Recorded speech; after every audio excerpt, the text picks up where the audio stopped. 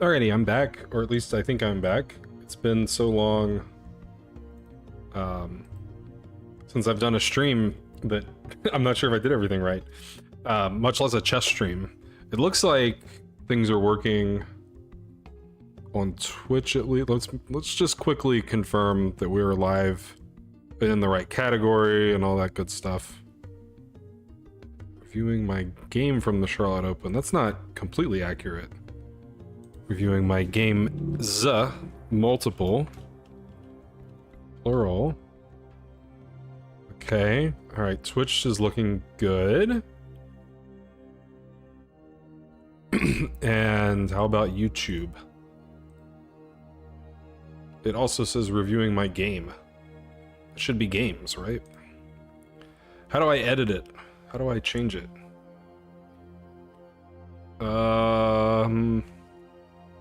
I can do this. I'm a smart guy. This YouTube event cannot be edited. Really? That can't be true. Anything can be edited.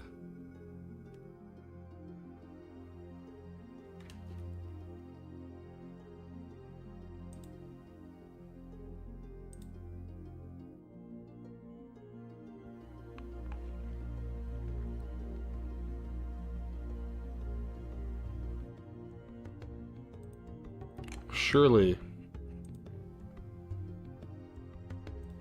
Where's the thing? Go live? Is that what I want? Yeah. Wait. Edit. Title. Insert at beginning. No. Edit title and description. There we go. Reviewing my games from the Charlotte Open. Chess.org. All right, hopefully that is good. Hopefully everything is well and good. Let's see. Now we gotta get the music going again. Wait, that's not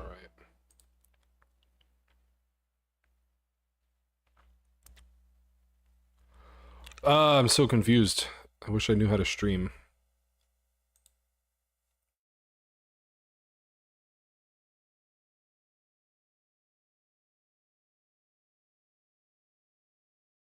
Hey John, how's it going? Good to see you. Hey John, how's it going? Oh wait, now I hear myself. Okay. Alright, let's get the music back going.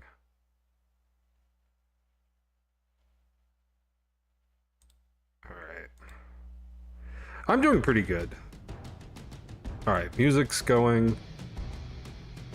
Things are working on Twitch. And it keeps taking me to the wrong thing on YouTube, but I don't know if it's lying to me. Hey, Mikal. How's it going? Alright, what if I just go to YouTube?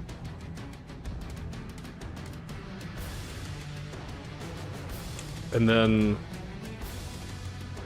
I go to my channel? It does say that I'm live. And it says that 3 people are watching, which seems hard to believe. Okay, I guess everything is working? That's my assumption. Okay, so yeah, I'm gonna be reviewing my OTB games from this past weekend at the Charlotte Open.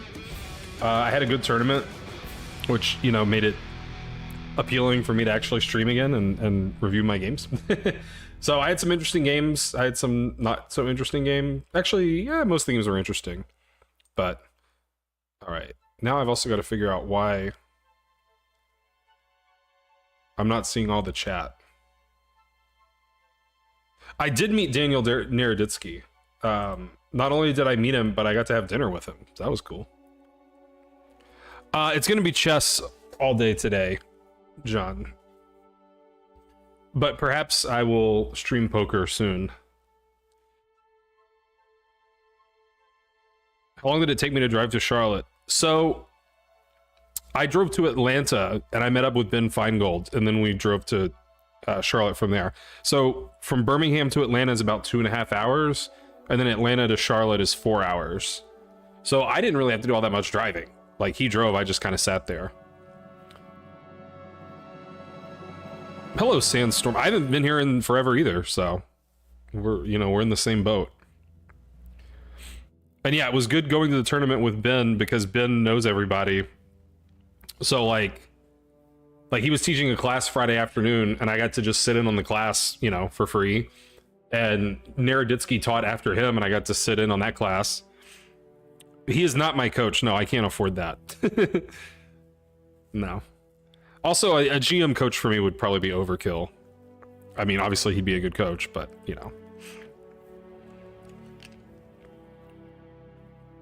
Yeah, I was thinking I didn't recognize the name. I didn't know if that was a me problem or what. So what was your name previously? Sandstorm?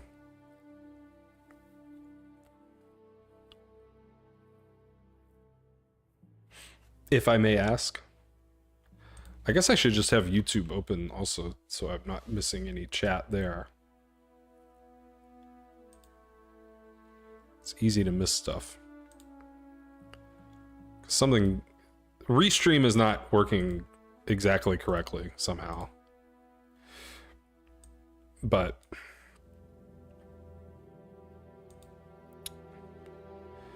am I excited about the new administration / sarcasm? Yeah, not particularly. Stormy MGD. Okay, yeah, I remember that. I remember you. I would get better a lot faster. I mean, that's probably true.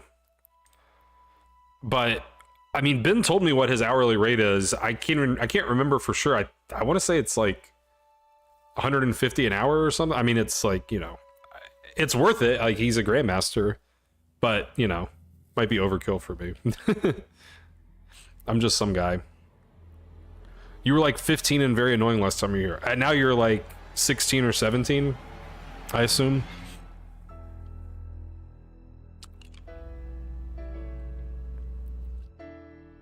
Well, yeah, I guess let's do some like puzzle streak or storm while we're waiting to for people to roll in. How's it going, 99 Tango? Good to see you as well. All right, that's not the right scene. Is this one? Nope. What about this one? Nope. What about this one? Ah, this one says Puzzle Storm. But it lied to me. Okay, you know what? We're just gonna do this. That's what we're gonna do. Ah, it protects my rook. That's convenient.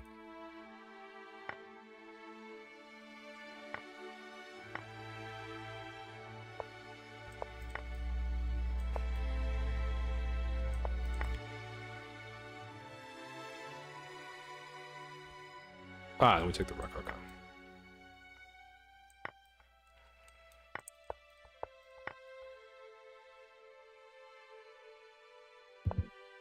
I guess it was push the pawn.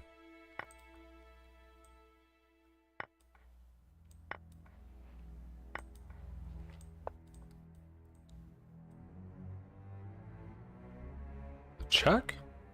I guess it's check.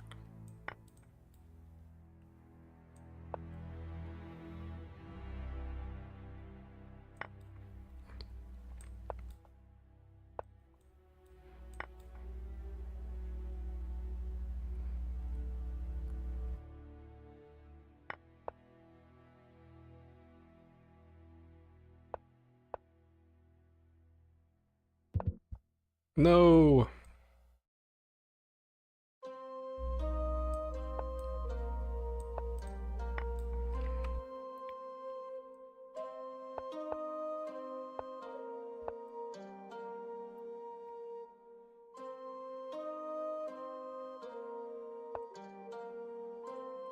Oh, that's cute.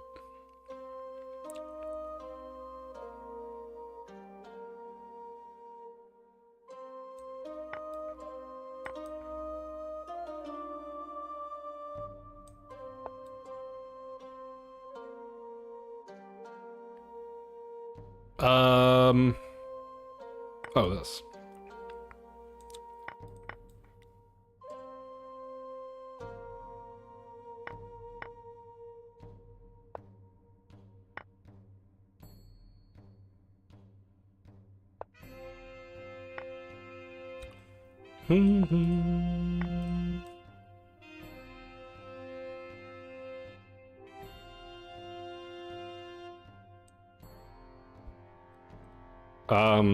Is it check somehow?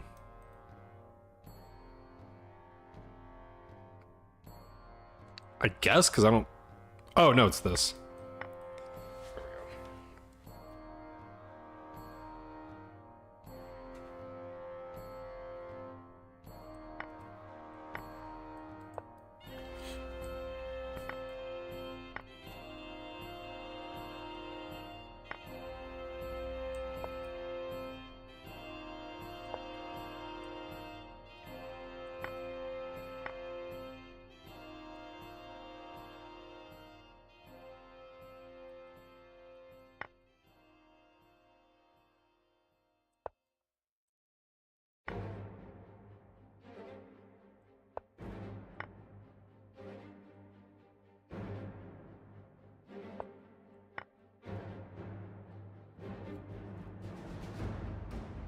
It's not just take the rook?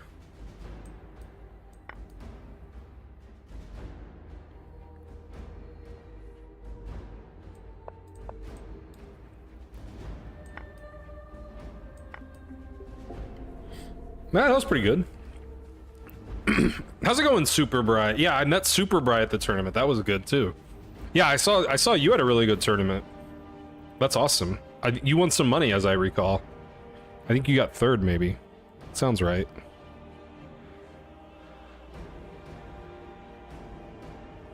Ah, you're leaving for 20 minutes. Okay. Yeah.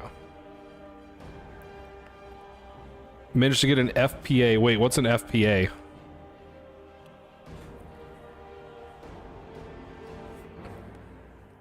You're gonna like my final round game. My final round game sounds similar to your final round game.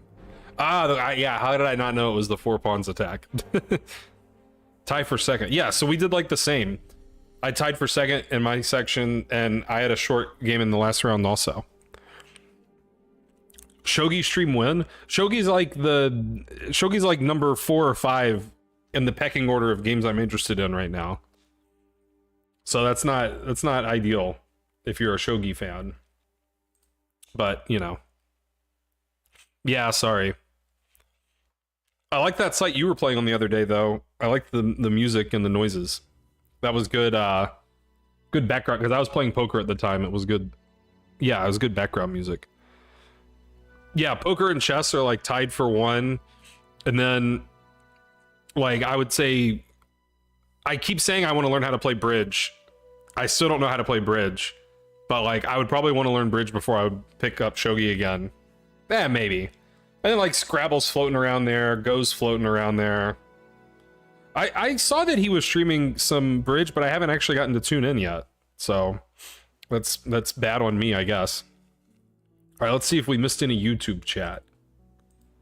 Yeah, somebody said, hello, sir. Hello, sir, to you. Good to see you. Alright, well, I guess let's go ahead and look at the games, because I've got 6 games to review. So, you know, we got lots to do here. Bridge is an old man game? Yeah, but it's still a good game. Alright, so... Oh yeah, I need to pull up the cross table so I can get everybody's ratings. So I think I already gave, like, sort of the background of the tournament. I wasn't really planning to go. And then Ben Feingold suggested that I go to the tournament, and I was like, okay, I guess I'll go.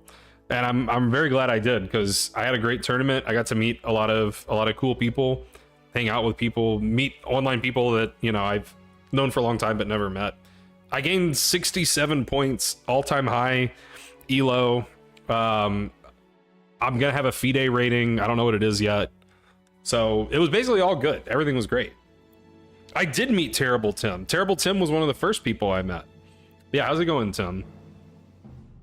And Terrible Tim beat me in Blitz. Although I think I beat him too. I think we went 1 for 1. but I won't promise. You gained 18. That's great. I mean, any time it goes up is good, but 18 is still really good. I mean, okay, so let's go ahead and look at round one. Let's add in our you know, opponent, his name and all that good stuff. I think that was the only Budapest Gambit I got all weekend. I believe you are correct. All right, I guess I'll use our ratings going in to the event. So my rating before the event was 1797.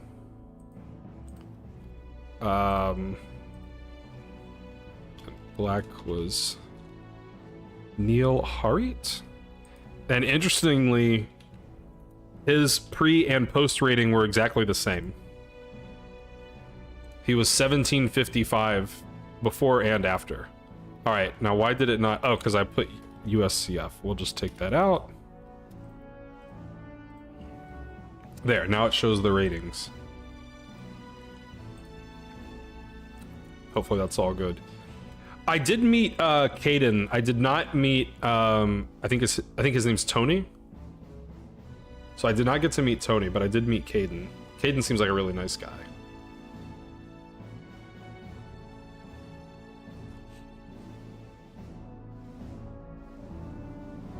Yeah, well, Caden was doing stuff for the tournament too. He was doing game review, and they had like a, you know, play the master event where he was playing blitz with people, you know, between rounds. So I mean, he was there and around and doing stuff. But yeah, he wasn't actually playing in the, he did play in the blitz event. I think he got like third or something in the blitz event. But so yeah, this I didn't really expect to do all that well in this tournament because I've been more focused on poker lately than chess. So I didn't feel like I was like very well prepared for the tournament. I didn't really do any prep. I didn't like grind tactics. I didn't study openings. I just kind of showed up and played, and that ended up working out. I was somewhat debating, should I play in the under 1900 section, which is where I was like slated to play, or I could have played up in the under 2100 section. But since I was expecting to be rusty, so I was like, well, I don't really want to play a bunch of people that are way better than me and just get crushed all weekend. So I played in the under 1900, and I think I was the 4 seed out of, I want to say 42 players. So that does put a little bit of pressure on you, you know, because you're gonna be the higher rated player in almost every game. Sorry, I was just gonna check to see how many players were in this section. 48. I can't remember if that's what I said or not, but yeah, 48 players in the under 1900. And every single one of my opponents was a child. Like, they were all like teenagers, which I guess go figure. But all right, so I was white in my first game, and we got a little what's it called, Grunfeld, and we played sort of like the main line that everybody plays. All this is, you know, very common, very used to playing this stuff. Move order can be kind of interchangeable as far as I'm aware, but yeah, basically every Grunfeld I've ever played ends up in this position.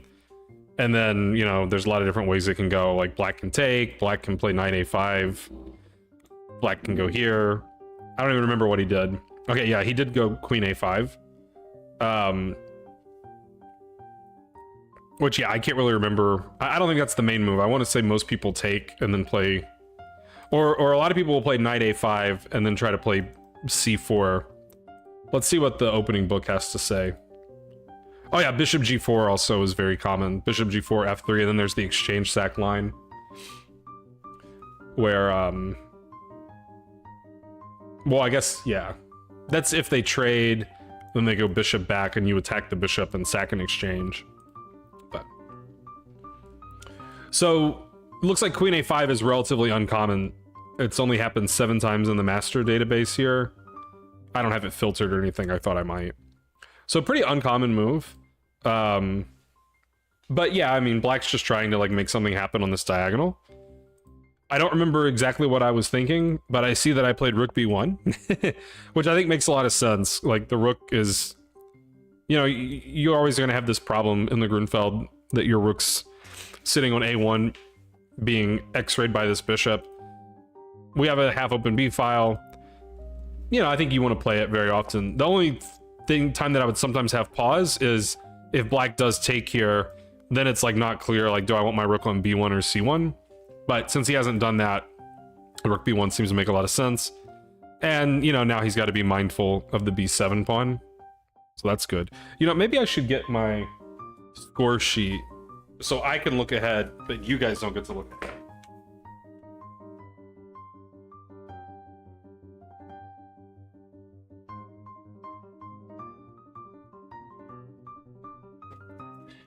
Want to play in the Alto tournament? Yeah, I would like to play in the Alto tournament too, because I really enjoyed Charlotte, and it seemed like a really good event. And considering that, like I said, all of my opponents were children, Alto event might be fun. So, okay, so he played a6, which it looks to me like he wants to play b5. That seems, you know, like very clearly his intent. And I remember I thought for a while here, thanks for following Will V. I remember thinking for a while here, and I kind of decided that if he's not going to play b5, it's not really clear what his plan should be. Because, like, this bishop can't really develop at the moment because he's watching this pawn. So I decided to stop b5, or to try to stop b5. And I did it in sort of a... I don't know if it's unconventional, but I did something that I don't really like doing in a Grunfeld. And after the game, he opined that this move was bad, and that I was probably worse afterwards, but the computer does not agree with him. But I just took on c5. Which, I mean, I usually just feel like it gets awkward in a Grunfeld to do that, because you're weakening the diagonal, and, you know, this pawn structure is difficult to manage. But I didn't really see what he was going to do. I mean, all these pawns are defended. I guess this one's not, but it's not attacked, and I can play f3 very easily. And yeah, if he can't play b5, then, like, I don't know what he really is going to do. You know, I mean, I guess he can go here's a pretty natural looking move. But he's got to work out, you know, what's he going to do with this, about this bishop.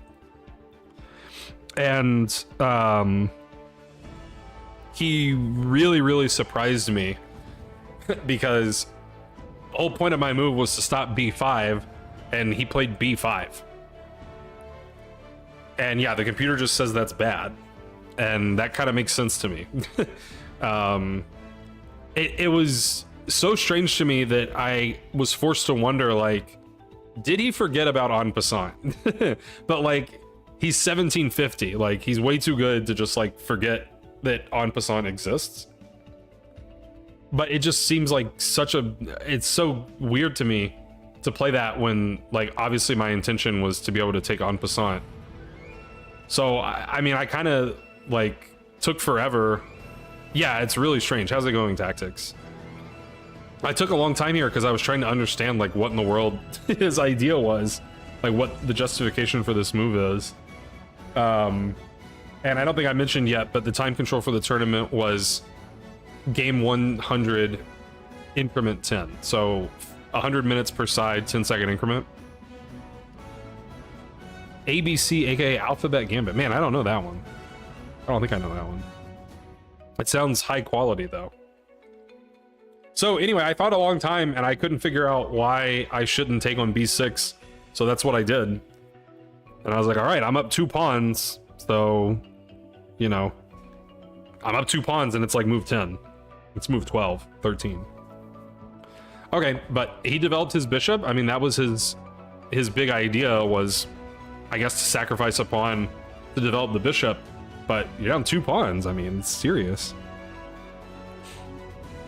I played queen b3, which I felt a little strange about. At the time, it felt like a weird move to me. But as I recall, I wanted to play bishop d5. Wait, but why? Yeah, and I'm having to like unpack what I did. Why did I not like bishop e5 right away?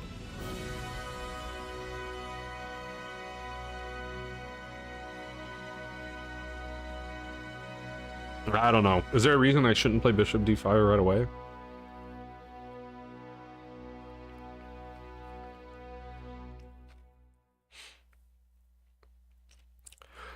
I can't remember right now, but I do remember thinking queen b3 looks kind of fishy, and he said the same thing after the game. And then when I looked at what the computer said queen b3 is the best move. So then I felt somewhat vindicated. Can you guys see the top computer line? You cannot. But yeah, the top line, which is out of view for you guys. Oh, now it's queen c2 and queen b3 is number 3. Knight c1's a funny move. Anyway, it turns out that queen b3 is a good move, so I'm not completely crazy, which is good. Always good to know. But yeah, I am wondering what was the deal with this? Yeah, I mean, e6. I mean, I guess there's no reason to do this, but I don't know what queen b3 had to do with it. I'm forgetting now. But anyway, queen b3 is what I went with. And I mean, I guess it also restricts this rook, right? Like he has to babysit the pawn.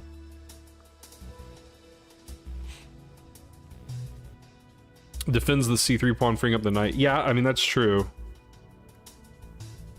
I can't remember if that was... Oh, I mean, I guess the pawn is just attacked. That's very true. That the pawn is just attacked at the moment. Although I do kind of feel like I like White's position if he does this and wins his pawn back, wins one of his pawns back. Like, I have 2 bishops, I'm still up a pawn.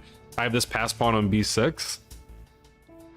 So I don't know if that's really that big of a concern, but I mean, hey, we might as well defend the pawn if we have it. Thanks for following whoever that was. Let's see. ACSU, thank you. See me in Feingold streams and videos. Yeah, that's me. Welcome. Black can move the queen and play knight a5 after queen b3. That is true. Yeah. I mean, I think that's sort of where I was thinking that I was going to play play bishop d5. Oh, you know, probably I was just worried about like getting pinned. I'm going to guess that's what I was worried about. And then e6 is coming. Something like that is maybe what I was fearing. But yeah, I wanted to trade these bishops. But anyway, none of that really transpired. Yeah, queen c2 makes sense, and is one of the engine's top moves. I don't think we have to worry too much about e4, because we're just going to play f3. And that should be rock solid. But okay, queen b3 is what I played. He played e6, freeing up his rook. And for basically the rest of, well, not the rest of the game, but for a lot of the early stages of the game, I was always looking at this sacrifice every move, you know, trying to figure out if it wins material or anything. But rook fd1, very natural move. He played knight e5, attacking my bishop. And this is like, you know, one of the first positions where I really seriously considered bishop takes e6. Yeah, I'm trying to remember what I actually played. Yeah, I can't recall. It says I played f3. Queen is poorly positioned on a5. I agree with you. So I guess I didn't care about him taking the bishop. Man, this game feels like so long ago. It was like 4 days ago. Yeah, maybe it was 5 days ago. But I mean, you know, white just has so many advantages. Like, again, I'm up 2 pawns. One of them is protected and passed. Like, yeah, that's true. That's true. I could have played bishop b3 if queen c2. But yeah, I mean, it's just a great position. So I probably just didn't care because I knew this was really good. He played bishop c6. He wants to play bishop a4. skewering my guys and my gals. But his bishop kind of had an important job there, you know, blockading the b6 pawn. So I played b7. And if he plays bishop a4, I think I can just take his rook, right? So he didn't do that. He blocked, and then I played the move that I assume he missed. Bishop b6, and his queen is sort of running low on squares, as Paul alluded to. Yeah, okay, so I calculated all this from b6. This was my first like good calculation of the tournament. Is b7. How's it going, Bunzo? Did you go to New Orleans, or are you still in New Orleans? Both possible. I saw Josh got trapped there under all the snow. So yeah, b7. He pretty much has to play rook b8, bishop b6. He pretty much has to play queen a4. Then we trade. And my big idea the whole time, I give it to chat. What did I play here? How's it going, Nor Viking?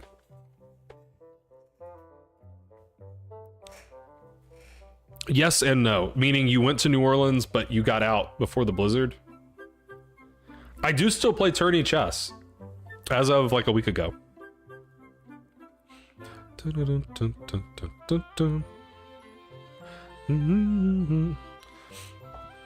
So what should white play here? All right, and now I'm catching up on YouTube chat. Sorry, YouTube. The chat from YouTube is not working for me for some reason, so I'm having to like check it manually. I think the person in the YouTube chat is, yeah, ACSU. That actually makes a lot of sense. This is Pokemon music. Bishop c7 fork. I don't know if I even thought about that.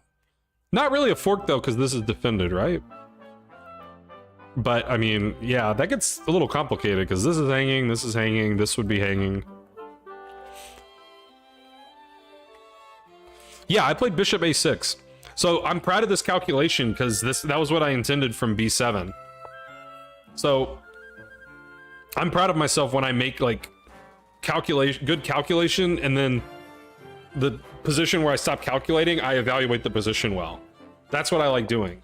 So like this is all calculation, this is all forced, and then I just evaluated that I'm winning here. Like I can sack an exchange. I mean, it's not too hard to believe, but you know, it's an over the board game. Like the stakes are high. You gotta be careful. You can't just be throwing your rooks around. So I'm proud of the calculation here and the evaluation that like I'm just completely winning, you know. So okay, so he did take my rook. I mean, I think he pretty much has to. Like, if he's not taking the rook, like, I'm up 3 pawns. And I have a protected passer on b7. I'm going to play, like, bishop a6. I mean, yeah, he has to take the rook. I take back. And I'm just going to be able to win the exchange back. So it's not even really an exchange sack, because, you know, I'm going to kick the rook away. And then he's going to have to sack a rook for my pawn. So it ends up being more of a simplification. But I'm still proud of myself.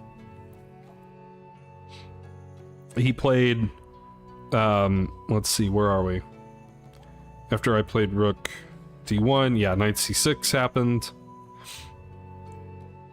And I attacked the rook, as I alluded to. And yeah, there's no way he's going to avoid losing an exchange.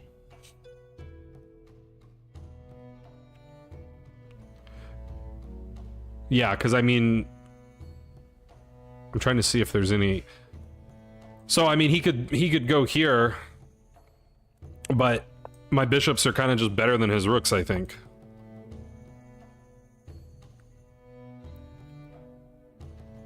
Is that even the best line? I mean, I guess, yeah, I mean, you know, I'm gonna win my exchange back. Maybe he should do something like this though, because he ends up getting the pawn. So I don't know, let's see what the computer line is.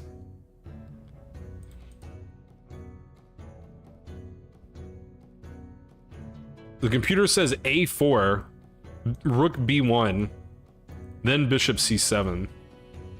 Now it's giving like king f1, f4, king f2. Computer just doesn't care. It's like, this just wins, like, you know, eventually. I don't have to be in any hurry. Might as well just, like, improve the position first. Okay, but I did everything right away. Bishop e5 was the best move, but the computer already gives 4.5, so... Oh yeah, and I remember seeing this move in the computer evaluation after the game. The computer suggests knight d4, which I would never consider. But the point is that everything's hanging and defended, and nobody can win a piece. It's just like we're gonna trade stuff. But yeah, I would never think of knight d4. That's a bizarre looking move. Okay, yep. Yeah. So I am just curious if he goes here, what's the best continuation? Again, it just says knight d4. Just try to deflect the knight. That makes sense. So he's either gonna have to give up the knight or trade the knight, which means that he's gonna lose he's gonna lose a rook for the pawn, or he's gonna have to give up his bishop, and then like these pawns are coming. I mean, it's just, you know, it's just a nightmare for black. And how's it going? Definitely. All right, so we did some stuff. My bishop's attacked, so I moved it. Now his knight is trapped, which is kind of nice. And he played bishop c7 for some reason. Couldn't really tell you why. And yeah, I remember this is another position where I kind of thought for a while, because it's like I'm winning, but like I don't know what actual move I should play. Like, I don't know what my immediate plan should be. I decided my plan was going to be this. Ah, you played this guy before. How's it going, DeGinch? I am not going to be at the Queen of Hearts, I don't think. I would like to be, but it's kind of far from Birmingham. Right, so I'm remembering, so you live in Alabama now, DeGinch? Is that the truth? You're here for college, am I remembering correctly?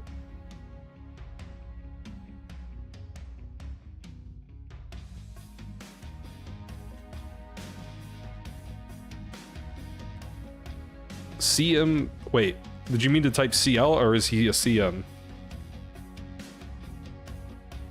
The tall kid I mentioned. Man, Tim, that was like 5 days ago. I don't know if I can even remember that. You're living at Stanford, right. Did you play in the MLK tournament here in Birmingham, Diginch? Met Tim 2 years ago in Charlotte. That checks out.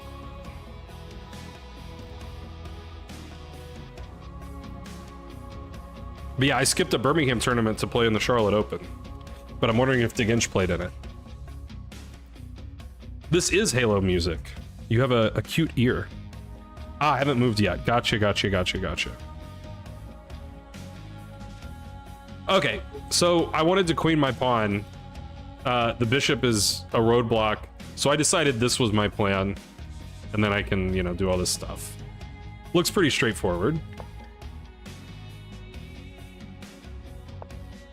He checked me, that was rude. So I got out of check. He played king g7 for some reason. I did my knight maneuver. He played f5, which I think is a mistake because I have this fork. But I mean, whatever. He's trying to drum something up. I don't blame him for that. Okay, so I take another pawn.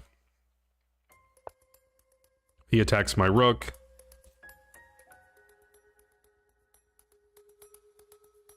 Yeah, I mean, I'm not gonna like hard commit to the alto, but I'm very intrigued. So, DeGinch isn't eligible for the alto. Dang. All right, so I took this pawn, momentarily defending my rook so that he can't take me. He took on h2. I mean, whatever. The game's basically over at this point. I lined up some big discovered checkmate thing. So he got out of that. I got my knight going. He took my pawn. I wanted to break the blockade on b8. And I took it, defended my pawn, defended my bishop, and yeah, I mean, white's position has been overwhelming for a while. He played on. Okay, now if black gets to move several times in a row, he could checkmate me. So I got to be careful about that. So that's step one. And I thought that, like, if you're going to continue playing here, that he would play rook f8. But yeah, then I don't know what we're really playing for. So he resigned here. So, yeah.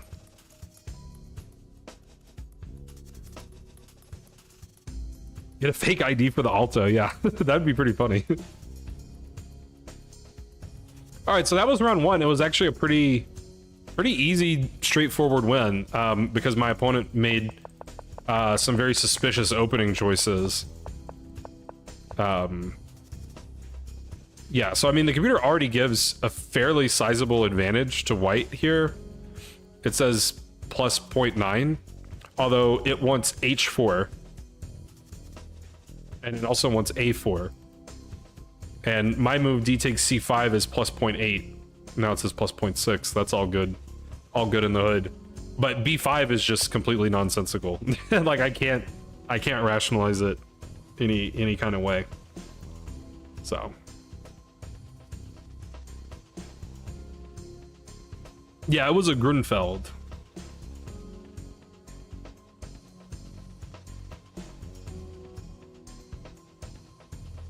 Maybe they thought it was a Benko. They got confused. Yeah, I don't know. Like it was so baffling to me that it was almost like the explanation that makes the most sense is that he forgot that en passant was legal. But that doesn't make any sense because he's 1750, right? So like, but no other explanation makes sense. But I know he didn't forget about en passant. But like, what else? You know what I mean? Okay, so I'm not going to complain about a relatively easy, straightforward round one game. So we'll move to round two. And I'm playing another kid because every person I played was a kid. Because there's a million kids in Charlotte and they're all good. So this was Kyle Cameron, possibly known by Tim and DeGinch and Paul and others. And I was black this time. Oh. Kyle Cameron. And his elo going into the tournament was 1695, which was definitely underrated. His elo coming out of the tournament was 1810. So he gained 115 points, if I know my map. Oh, I put my elo was CL Smith. But that's actually my name, not my elo.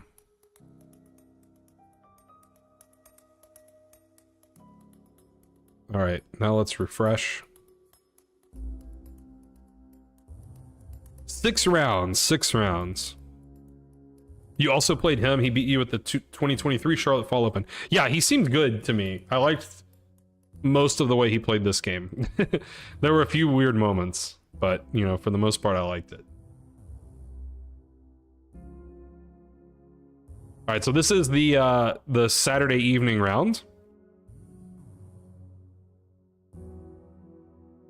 K40. What's K40? I'm confused.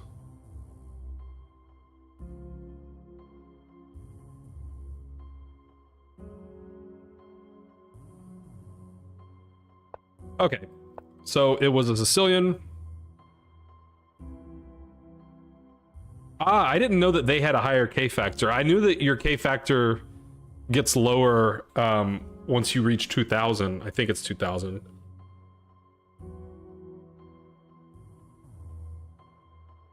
I did not know that age had anything to do with your K factor. How's it going, Cheesy Gazebo? I have one question for Cheesy Gazebo. Oh yeah, I forgot that I have them like that. So I have them like that because I teach kids on the internet. So it's nice to have big coordinates they can see. I just forgot that I had them on. But I can turn them off if, you know, you're bothered by it. But now how are we going to know what the squares are?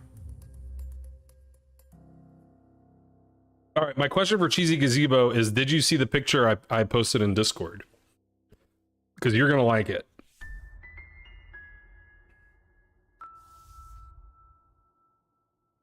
If you haven't seen it. Even if you have seen it. You will look now. Okay, good. All right, so it was a Sicilian where the guy played A3 on move 2. Which I have some prep against, but I couldn't really remember my prep. But I think what I played was my prep. So the size of the coordinates cannot be changed. I have to use a little like browser plugin to do it. I use Stylus, which lets you like edit CSS of whatever. I'm not a programmer. Kids get K40 until age 18 or 2200. Interesting if true. This is a levy line. That might explain it. So my recollection is that I don't like taking on B4 because that gives them what they want. And I like playing E5 and then just like taking back with the bishop. But yeah, I knew you were going to like that picture. You can. I'm not sure exactly how it will work, but you can. Probably it'll work somehow. But yeah, the picture is of me and Chess Doofus Dennis, who I met in Charlotte. So I couldn't remember exactly my prep, but I played knight c6, and against b4 I played e5. I'm not gonna like take and give the guy what he wants, you know. Let's see, did that work? Hey, it did work. It's me and Dennis. Yeah, so high K factor means your rating is more sensitive. Like, if you have a, like, you know, you gain more points for wins, you lose more points for losses, etc.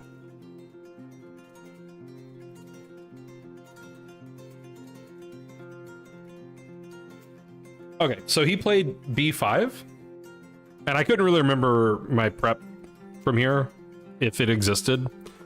I played knight d4, that felt like the most natural move.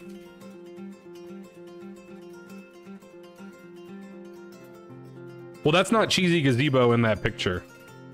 That's me and Dennis Norman. Hey, speak of the devil. We were just looking at that. How's it going, Chess Doofus? Yeah, Coggers. All right, Dennis, you missed game 1 unless you were lurking, which is possible. I'll show you game 1 again just for Dennis. There's not much really to talk about in game 1, I don't think. But yeah, it was a Grunfeld. I didn't want him to play b5, so I took this. And then he played b5, and then I was like, wait, en passant exists. I have no explanation for the move b5. It defies all logic and reason and everything I know about chess. So I've said a few times, like, the best explanation I can give is that he forgot en passant was legal. But I know that's not right, but like, why else? I don't know. Okay, so then I was just winning the whole game. I found this nice little sequence. Stack and exchange, but we're gonna get it back. And then I'm just winning. He's got nothing. Yeah, winning. Promote my pawn. And I win. All right, good job.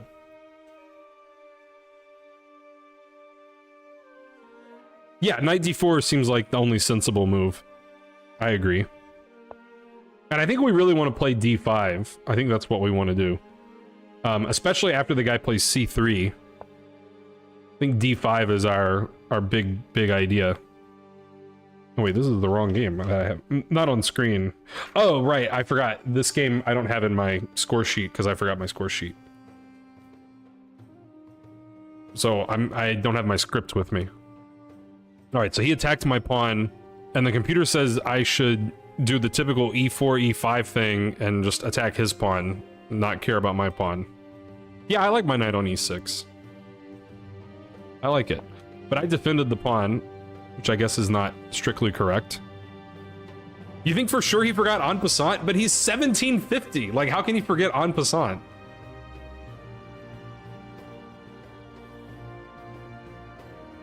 So this happens in poker sometimes.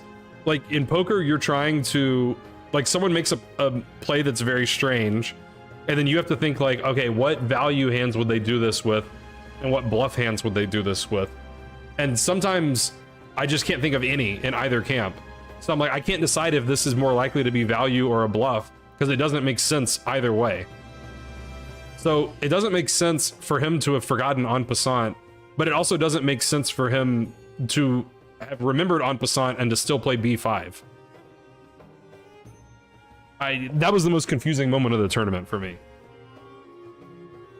All right. Anyway, I'll stop ranting now. Oh right, this script is useless. Okay, so he played d4, which I thought was a good move. But yeah. How's it going, Fate? Yeah, he punted. He punted for sure. Right, yeah, I mean, it's his problem, not mine, so. All right, so I captured... I remember calculating, or well, thinking a while here. Calculating might be stretching the truth a bit. I don't remember what all I was, thinking about. But I took his stuff, How's it going, Jungle Jono? All right, and he developed his bishop rather than taking back right away, which I think looks, rather classy. I developed my bishop. I decided my bishop should go on f6 on this nice diagonal. And that's what I did. And I'm trying to remember if it was here or soon that he played a really weird move. It was here. This is the only move of the game that I just, I don't really get from him. I mean, I get it, but, really? Rook a2? Is Rook a2 a good move? Kind of seems suspicious. Alright, so I developed my knight. The rook can slide over if the bishop moves, but, I mean, I don't think he wants to I don't think he wants to initiate this trade, because then he develops my bishop for him. I get to develop my bishop for free. And I'm not going to take and let him do that. So these pieces are kind of in limbo at the moment. So I was kind of just I'm just going to develop my pieces, and then his pieces are a little bit stuck. But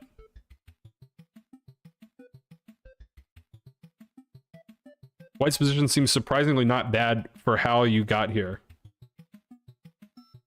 Yeah, no, I mean, a3 on move 2, I feel like obviously it's not the best move, but, it's probably not, bad.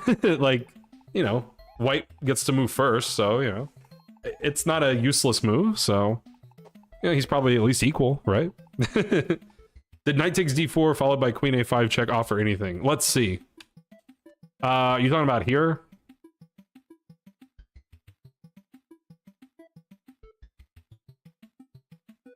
I didn't think so, because I thought he could just play bishop c3 and everything's all defended, right? Right, exactly. ACSU.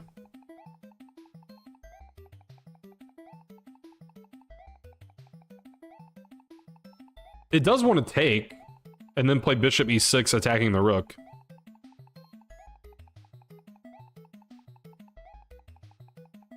Oh, right, my bishop can take him. That's right. Okay, wait. Take, there. Check. I guess he blocks with the queen. I think I discounted lines like that because I didn't want to solve this problem for him where he gets to slide the rook. So I think I just didn't give it that much thought, which is probably not correct, but... You met all the chess students I met think I'm a god. I only met 2, I think. The 2 that... The little girl that I played against, and then the kid that came up after her.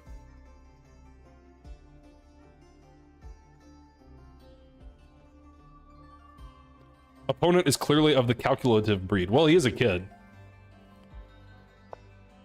Alright, so yeah, I developed my pieces. Alright, and he played knight f5. And now I played queen a5 check, which I'm seeing that the computer actually hates. I knew the computer didn't like it. I feel like when I looked over the game earlier, Like I looked over it, you know, with the browser analysis, but not the server analysis. I don't think the browser analysis said knight f5 is a mistake. Interesting. So it says I should take, then he takes, then knight f4.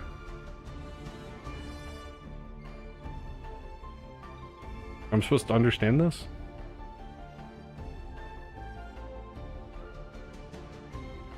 All right, let's just look at it.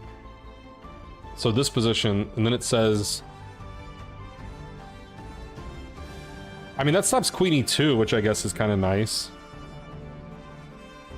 He can't develop this bishop so easily. His pieces are all weird. The pawn's attacked. I can go here. So it says queen f3, queen e7 check, king d1. I mean, I would agree that this looks good for black.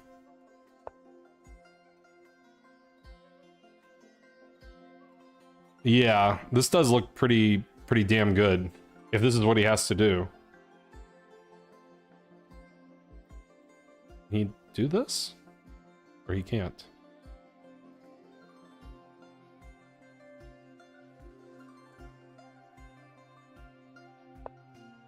I'm assuming he can't. Well, I'm not sure why. I mean, I guess I could just, like, take everything. Here.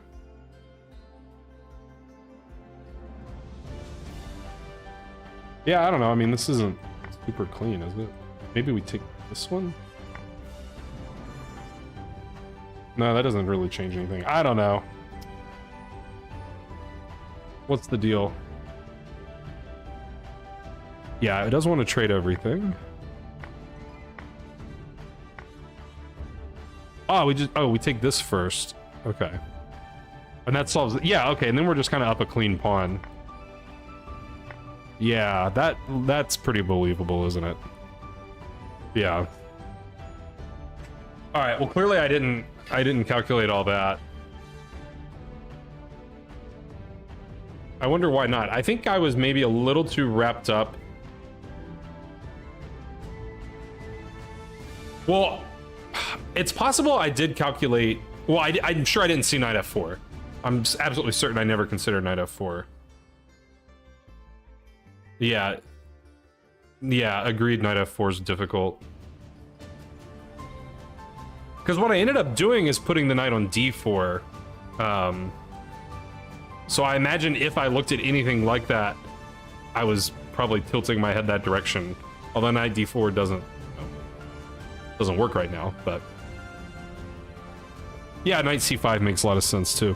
So the reason I played queen a5 is I kind of thought like, aha, now he doesn't have, you know, a good way to block the check really. So I thought throwing this in was an improvement, but I think it's not. So yeah. He ended up just blocking with the knight, and I guess that's just fine. Yeah, because now the pawn's defended. I guess, I don't know. I mean, it still feels a bit awkward. Like I thought this is what he would do, but then I don't have to worry about d6 as much. Was sort of my reasoning. Although I guess my queen was defending it before. So yeah, I don't know. I think I just thought like that it was good because he couldn't block on c3, but blocking on d2 isn't really that bad. But, okay, so then I took. Yeah, and I guess, yeah, here again, probably knight f5 is the right direction. But, well, yeah, it doesn't make sense here because we don't have the queen check. But what does it want here? Oh, right, I forgot I looked at this after the game. Can you guys see the top move? Yeah, you can if you're eagle-eyed. So if you didn't see what the computer said the top move is, I challenge you to find the top move.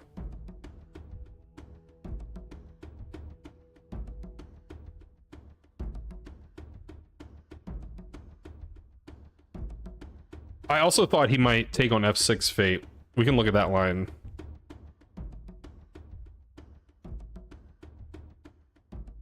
But I want to challenge the chat to find the top move here. There's one move that black's better, and then all other moves white's better.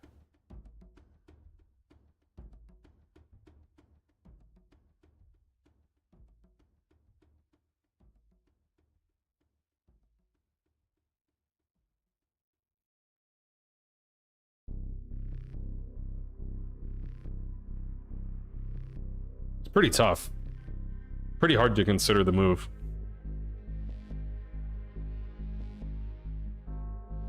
Yeah, that's the right direction. Just the top move is to castle, hanging the knight, but when we recapture, black has some guys hanging here. So yeah, something like this. Black has 2 pieces for the rook and pawn.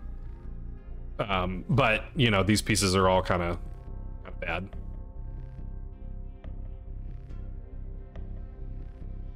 So yeah, castles, I think, pretty difficult to find. So I played knight d4. I liked my position at this point. But he took it, which I expected, although the computer is not a fan. And he checked me. I played king d1, threatening rook e1, or sorry, king d8, threatening rook e8. Then I sort of regretted it after the game because my king ended up being really floaty, you know, for the whole game. And he just played queen d3, and I was like, yeah, I guess that's fine. Like, he doesn't really have any problems. So I wondered if king d8 was wrong. Maybe I should have played king f8, but the computer says king d8 was correct. Here, I need to play queen c3 because my king is stupid. Trading queens would be, you know, pretty good. But I thought his king was stupid. So I just saved my bishop. Bishop d7 and rook e8. Yeah, I mean, that's true. We are taking a little bit extra time. Right, yeah. It was just it was a very difficult position, I think, for both sides. The game was very, very strange. No, well, that's why I'm saying that, well, and I have the benefit of having seen the engine, that queen c3 is a good move, because then the kings aren't stupid. But if we don't trade queens, then my king is stupid permanently and his king is stupid temporarily. But it's pretty easy for him to just, you know, castle. Okay, so I didn't do that. And he was like, all right, I'm gonna castle. And then I calculated badly. So I played a very natural move, rook e8. He castled. And this was like my one like major miscalculation of the tournament. My time was getting sort of low here, which is also probably not good considering it's moved like, I don't know, 17, 19. But I played a move that's like kind of tempting. And superficially it looks like it should work, but it doesn't work. Yeah. So I played bishop f5. I saw this. I saw knight b3. Or knight c4, kind of the same thing. And I thought that I had rook f2 in this position. So I think the reason I missed, I think the problem that I had was in this position, it's quite difficult to imagine this rook defending f2. But in that line, that's exactly what ends up happening. So take, knight b3, and if he didn't have rook a takes f2 in this position, then I think it just works. But I could be wrong. It says, oh yeah, okay, knight takes c5. Oh, I didn't see that either. Oh, I saw knight takes c5, but I was like, well, I'm taking his queen. I didn't see this. Okay, so I calculated pretty badly. I sort of like, I had a feeling in my head like this seems a little shaky, you know? Like it seems a little optimistic to think that white doesn't have any way to you know, bust this up. But yeah. Now, something funny still happened here though. So I thought forever, you know, I'm trying to figure out how to keep the game going. So I just take the pawn, and in my calculation from this point, I was like, well, I think he's just going to play here and, you know, win my stuff. Which is also bad calculation, because if he plays knight d4, I have this. And now black's better. He instead took my rook. And I think I was just so happy that he didn't play knight c4, which I thought was winning, that I didn't even see queen takes rook. I just like very quickly took his knight. And now I'm just completely dead. That's like probably the worst actual, you know, thing that I did in the tournament. Like, I just moved way too quickly. Didn't even think about recapturing. I was just like, okay, I'll take the knight. So that was pretty stupid. And then I lose just, you know, immediately. I think I am dead anyway. I assume STL mod Julian is Julian. Is that Julian? Yeah, that is some comfort that, you know, the computer does say this position's dead. Fairly obviously dead. It is Julian Proleko. Nice. How's it going, Julian?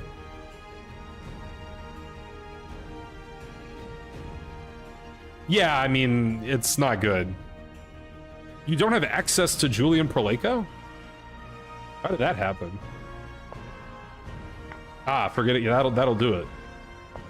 Okay, so then I lost immediately. I mean, I don't even know how you don't lose. Like, how can you not lose immediately here? Check, check, check, check, check, check. Yeah, just, yeah. All right, so that was the low point of the tournament. Didn't play super great, you know. Then, yeah, kind of an embarrassing final position. But what can you do? Welcome to the stream, STL mod Julian. All right, so let's go to round 3. Ah, yeah, I could win if it were Racing Kings. That's true.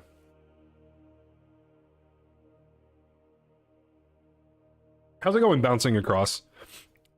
The score after this game is 1 out of 2. By the way, bouncing across, I learned something at this tournament that applies only to you. And that is that GM David Brodsky looks kind of like you. Like, I think you guys look pretty similar. I don't know if you're aware of this, but yeah, definite bouncing across vibes.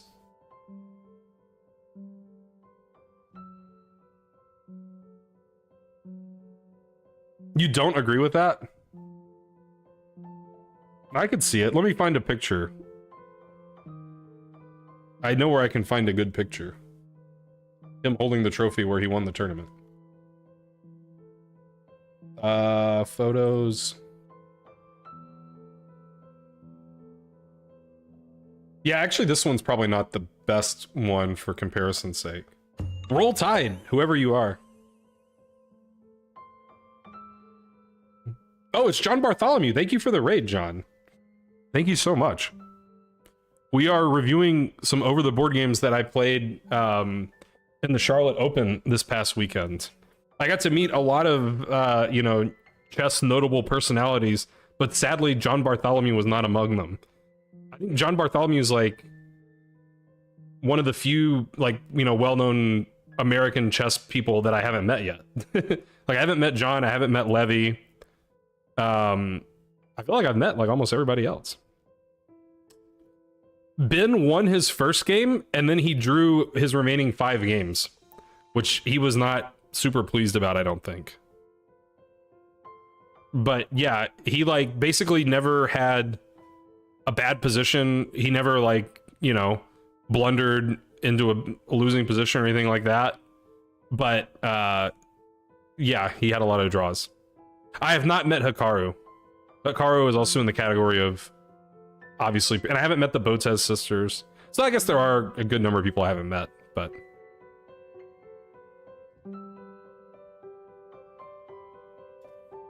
Alright, so let's go to round 3. And let's add in the data. So I was white. I'm playing another child. Everyone's a child except me.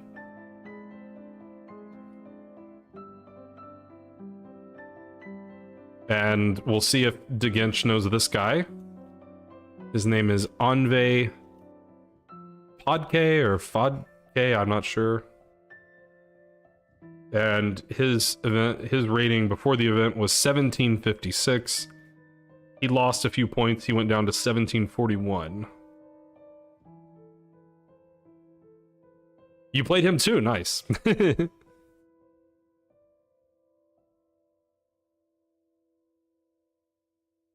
All right, now let's get this lined up right.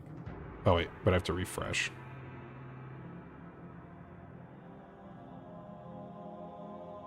All right, there we go. Wait for it. Come on. There we go. Perfect. All right, hopefully I can remember. So I lost, but the opponent... Who said I lost? Where did you get that from? This is round 3. All right. Oh, the last game, did my opponent gain rating? Let's see. I was talking about this opponent, but... No, the game that I lost in round 2, he went from 1695 to 1810. And he also... He tied for 3rd place. He had a good tournament. Okay, so this ended up being a QGD by transposition. He was low rated than this opponent, yes. And then he ended up higher rated.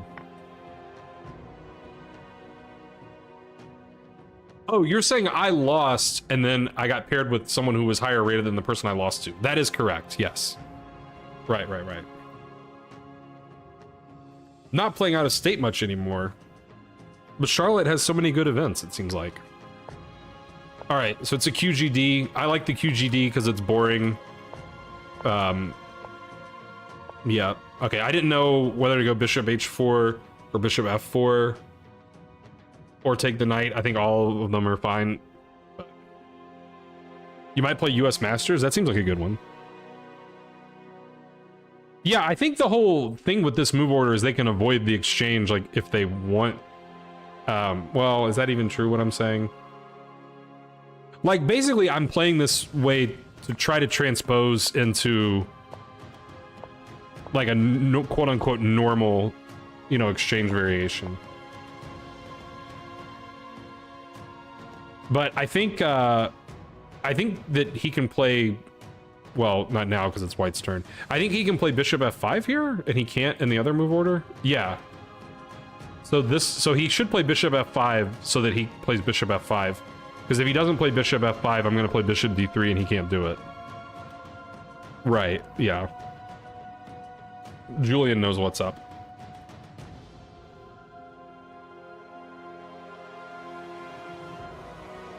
Okay, so I went to f4. Let's see, do I have this? Yeah, there we go. All right, he played rook e8. Looks pretty normal. I played queen c2. I don't know if I'm supposed to do that or not. I was thinking about, you know, the e4 square. And I think I can also think about castling long if the guy plays bishop g4. But that didn't happen. He played bishop d6, which I don't like. That seems like kind of a waste of tempo to me, but I'm not sure. I just traded. I played h3, which I think is a good move, because now this bishop doesn't really have any logical square.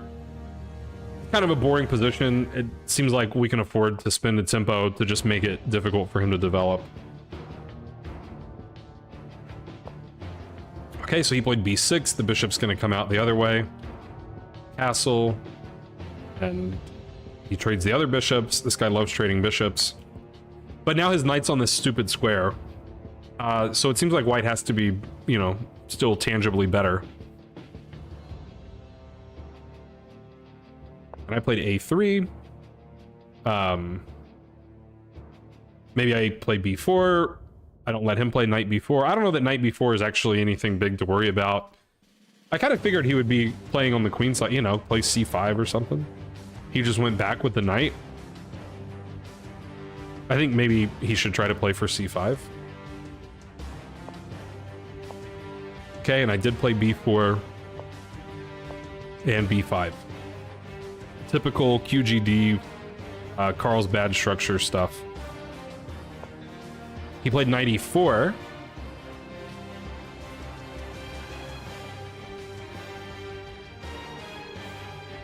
Yeah, knight c7, e6 makes sense too, for sure.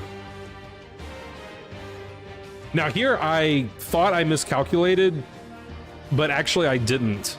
I just didn't calculate far enough.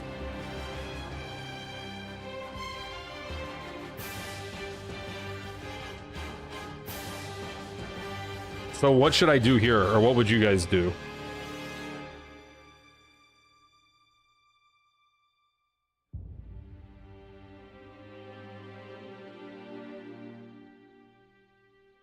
Did have it. Wait, how can you? Oh, you must mean you do, like, you do have a 2204. Did kind of implies that you don't have it anymore. Okay.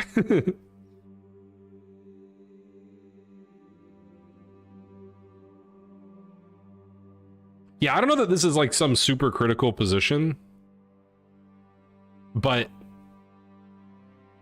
I found a line that I liked, and then I didn't like it later. So I took the knight. He took with the pawn, which I expected, and I played knight d2. And I was like, okay, great. Like, I'm gonna win his center pawn, hopefully, you know. And he's got to worry about that. So he took my pawn, and then I chickened out. Why doesn't queen c6 work instead? Instead of knight d2?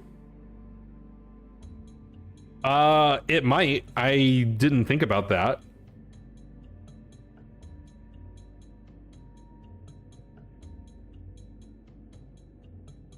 That seems kind of believable.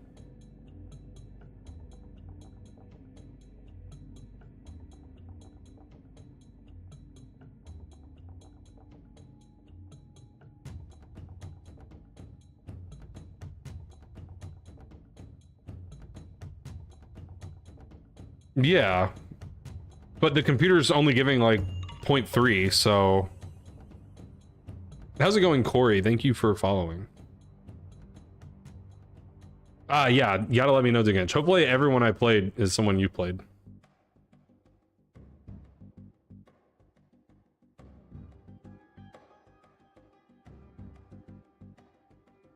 Well, I'm wondering if we're missing some tactical justification, because it does kind of feel like that should just be a win if, you know, if this is what we're doing. You know. Or, you know, knight here or something. So, what's the deal? It says that's the best move.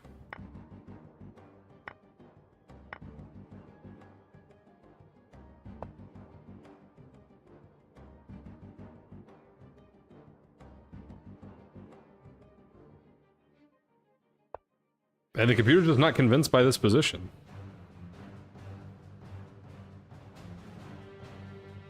It says knight d5 maintains close to equality, 0.5 for white. All other moves are 1.5 for white. I guess we're gonna stick the knight here. Or we're just gonna leave the knight here and f6 and...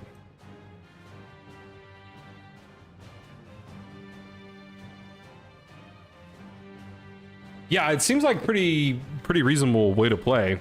I did not see this idea whatsoever. But that's quite nice. And actually, it's sort of similar to what I missed. So, we got here, and I decided not to do this because I saw queen g6, which I hadn't seen before. And I was like, uh-oh, that doesn't seem good. Like f3, f5, and then, you know, this kind of stuff. The computer says whatever, queen c7, and says white's doing good. I didn't see queen c7. So I didn't see queen c6, so why should I see queen c7? So instead, I just developed my rook and just said, okay, it's a pawn sacrifice. Like, it's an unintended pawn sacrifice, but I don't hate my position. Like, I have a protected passer on d4. His extra pawn is... it's not meaningless, you know, like, his queenside pawns can be dangerous in an endgame, but, you know, it's not really worth a full pawn. So, I wasn't really even necessarily feeling like I was worse here. Computer says I am worse. But, you know, it's not too bad. All right, and he stuck his knight on f6, watching over the pawn. Yeah, now that my queen's defended, I could take the pawn and have no fear of queen g6. And yeah, I just decided in-game looks good for me. So let's go for an in-game. I'm wondering if the computer concurs. It does. Yeah, it says queen c6 or queen c7 are the best moves. So that's good. Yeah, I mean, I am a little worried about those pawns. I agree. But you know, I got my guy too. All right, so we did get an end game.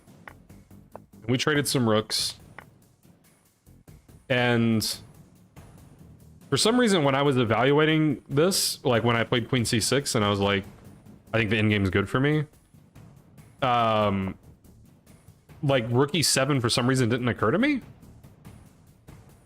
Like I don't know if I expected him to play rook a8, but when we got to this position, I was starting to get a little worried. I was like, man, maybe he actually is just up a pawn and better. Brodsky looks like Drew Gooden. I don't know who Drew Gooden is.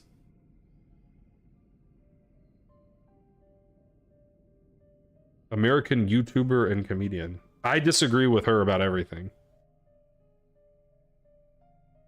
I need to find a picture of David Brodsky that looks a lot like bouncing.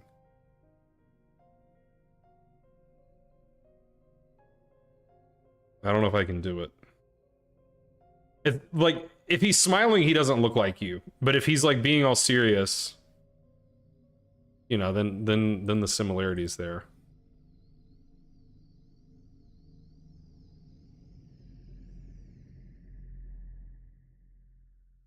Knight d5 and rook c7. Yeah, I was a little worried about that because the knight in game, I'm extremely worried about if that happens.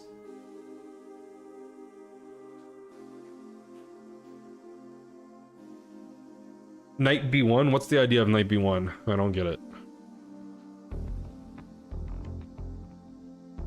Knight d5, rook d6 I was thinking about, but I was still a little worried about giving up the c file.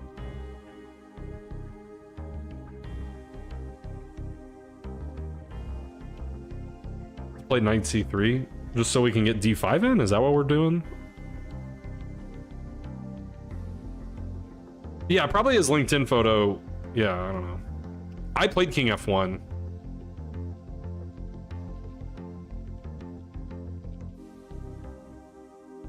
Oh, attack b5. Okay, that's true. Yeah, I decided I wanted to play f3 and get my pawns going. So I did that. Let's see what computer says. Computer says knight b1, Julian's a genius. And black has the smallest of advantages.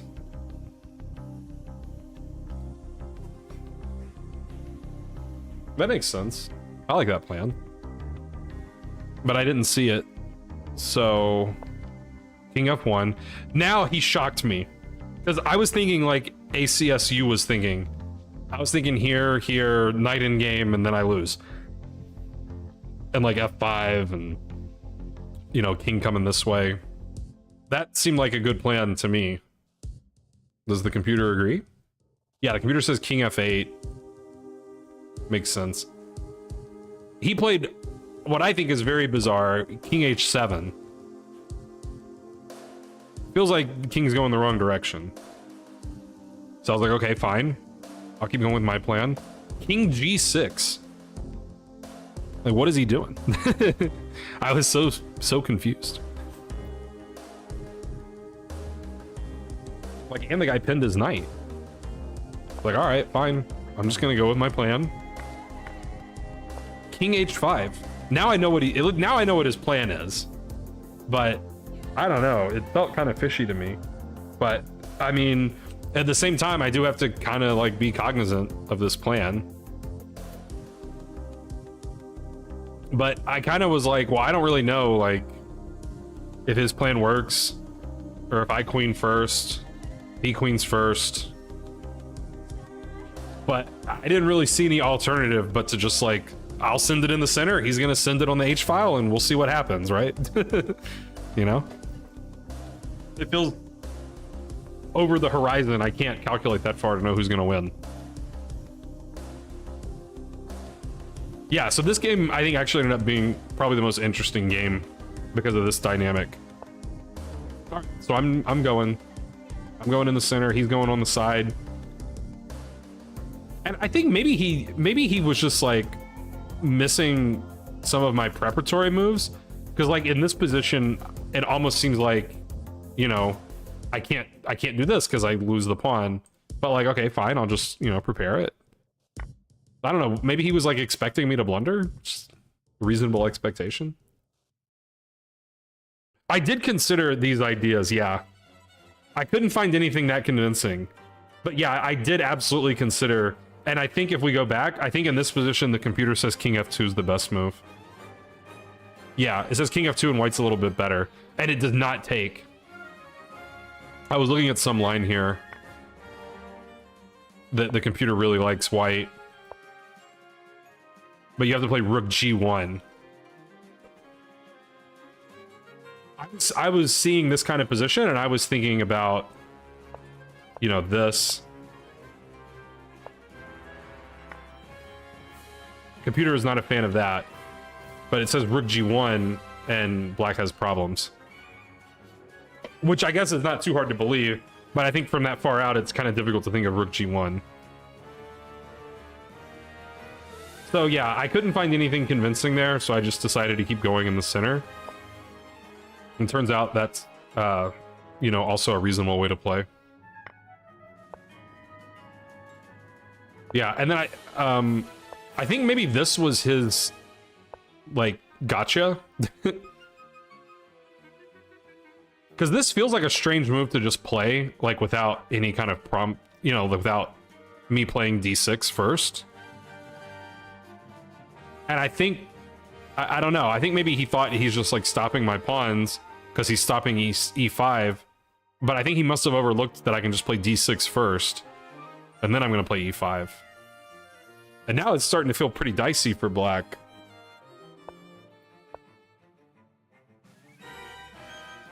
And then I think he just kind of melted down here. Because I think he played clearly the worst move with the knight. He played knight e8. The computer says he should play knight g8, which makes a lot of sense to me. Because then he can put the knight on h6, and there's no, like the rook's not doing this. But even without that, I don't think I'm going to e8. I mean, I guess he did it. Well, I know why he did it. He wants to sacrifice here. And then he's gonna win.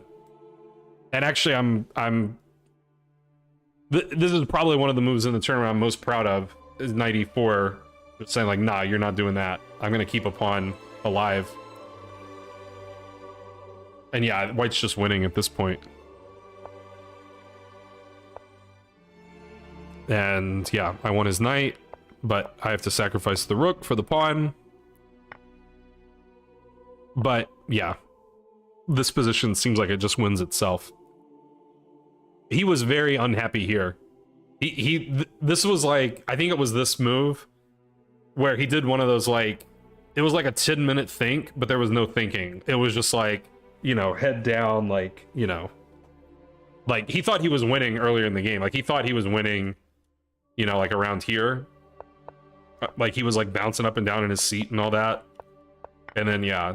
Then here, I think he realized, like, yeah, I'm kind of in trouble. Computer's not a fan of knight g5. I think it wants to just play king c6 right away and not worry about any of this funny business. It's vindictive. Oh no, it wants f4. Oh, now it likes knight g5. King C6. It's all roads lead to Rome. Thank you for the raid, Vindictive. Yeah, knight G5 seems pretty natural. Yeah, I don't know what King G3 is about. Kind of a weird move. Like, if you're gonna play on, come on, you gotta send these guys.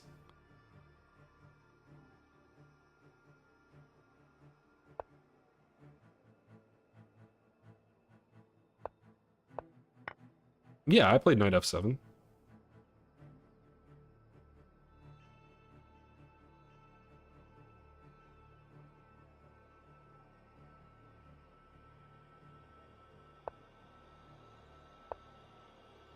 All right, now this was the funniest move to me.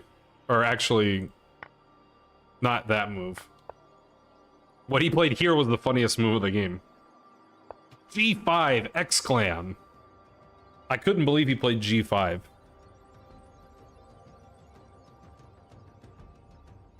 Dang, Vindictive with the spoilers. But yeah, I did. Thank you. So I was like, all right, thanks. Also check, by the way. And then just put the knight back. Now he decided to send the queenside pawns way too late. And I you know, did my requisite calculation, and yeah. Okay, none of this happened. He resigned after E7. Where did you want me to play E7? Here? I just calculated that D8 won immediately, and I played that, you know? Like, if I play E7, he takes my knight, and then his rook's still alive, and then I have to not mess up, you know? Instead of knight F's. Yeah, but his rook gets to live. I can't let his rook live. What if he, like, skewers me or something? I think this was the most risk-free way. And yeah, he resigned here. So, 2 out of 3 to this point in the tournament.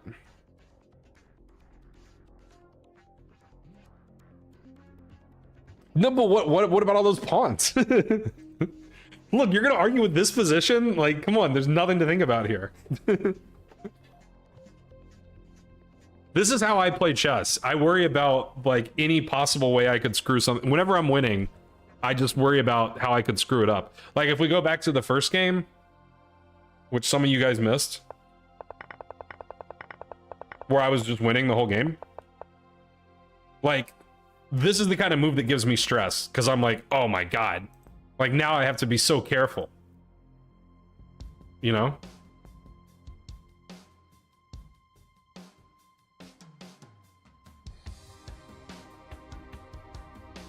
Alright, on to round 4.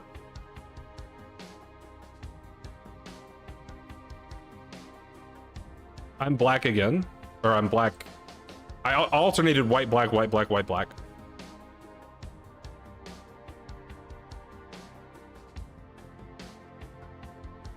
$17.97. All right, is DeGinch here to see if he knows my opponent?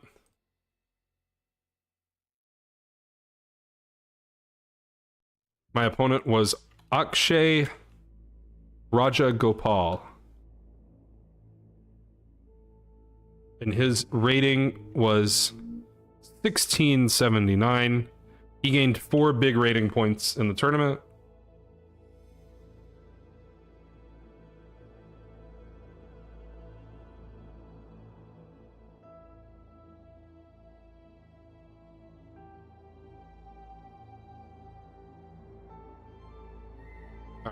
There we have it.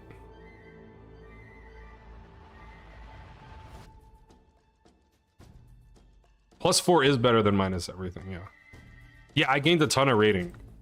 I'm at, by far, an all-time high.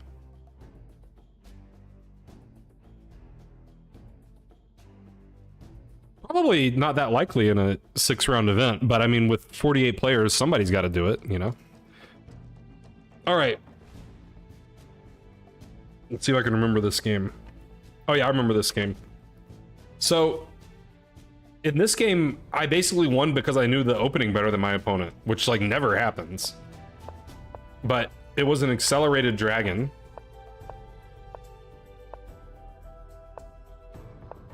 All right. And I played the new trendy move here. I don't know how new it is, but I know it's trendy. So Julian will know what move I played, and probably bouncing across will. Maybe. Yeah, I think bouncing will know. It is my queen b6 nonsense, but it's not nonsense. It's like the main move. It's so good. Look at that. Queen b6, 130 games. No other move has more than 8.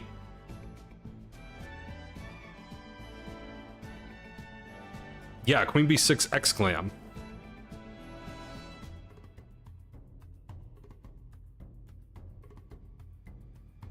It's not wrong. It's just... I mean, if you're asking me, I think the Marazzi's more annoying than this line.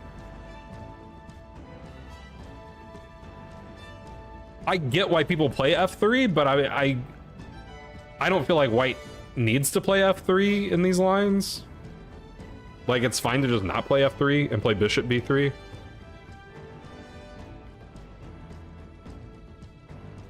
Yeah, it's funny that your message got, you know, modded there.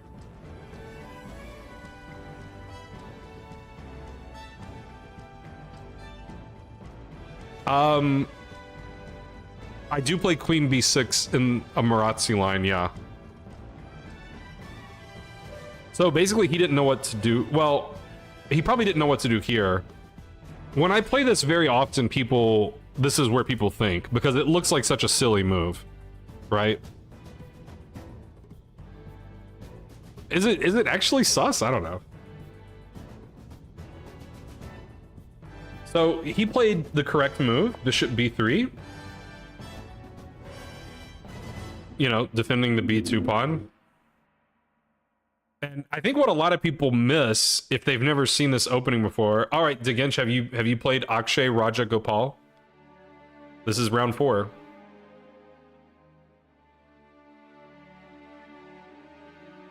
Okay, Paul, I'll explain f3 because I actually have knowledge of this opening.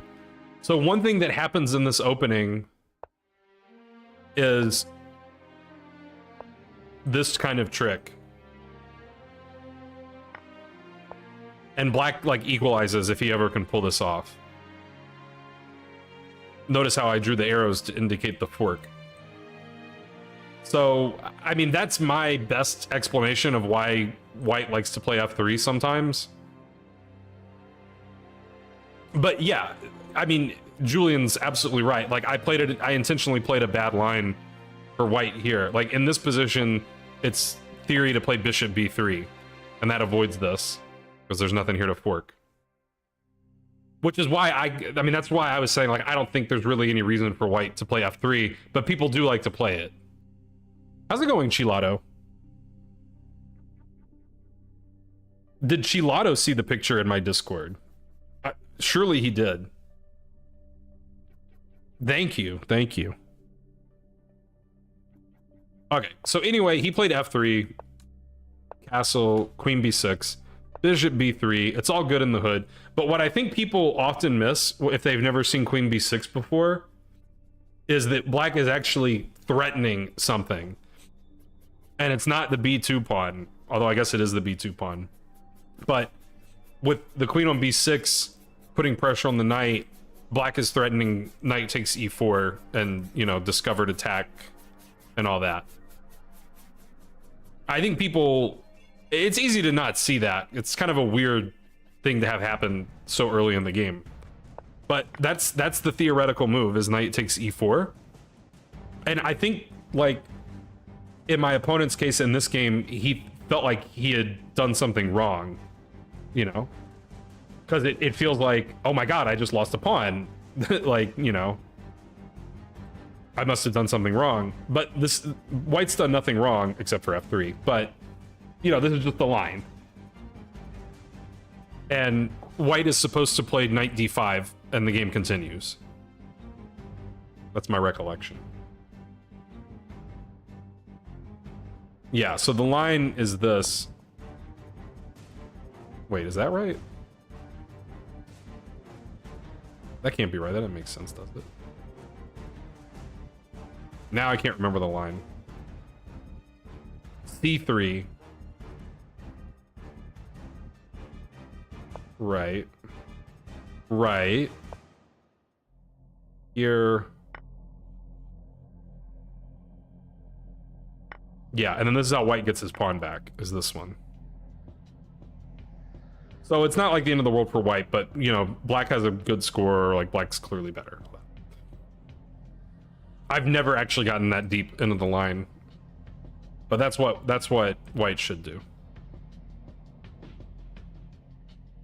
Instead, he just took my knight, and now black's like basically already winning. I mean, winning is maybe a bit generous, but black's just up a central pawn. I mean, really two central, like black's up a pawn for just absolutely nothing. Like, and black's position's probably better.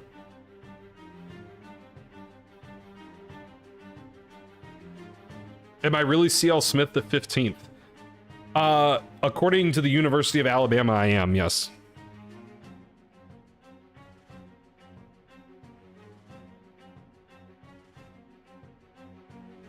Okay, so now basically the rest of the game is just me being better. Like, I just have, you know, a very... I'm up a pawn and better. Alright, so we take the knight. Take with the bishop so that you don't have, like, you know, your knight all pinned like that. That would be kind of awkward. I thought about taking with the queen. I couldn't remember if I'm supposed to do that or not. But, you know, I'm castled and he's not, so... Computer, not a fan of taking that. Unbanned? Were you banned? Did I ban you? How's it going, Joe? I heard that Joe saw me at the tournament because he was commentating on Emily's games that I was, you know, watching as I was walking around. Yeah, how's it going, Joe? We accidentally went back several moves. Okay. D5. So the computer says I should play D5 here, which I'm certain I didn't consider. All the rooms were in the same section except for, you know, there was a 3-day schedule and a 2-day schedule. So I think when the 2-day schedule was going on, they were in a different room before everything combined. But otherwise it was, yeah, it was just in a big conference room at the hotel.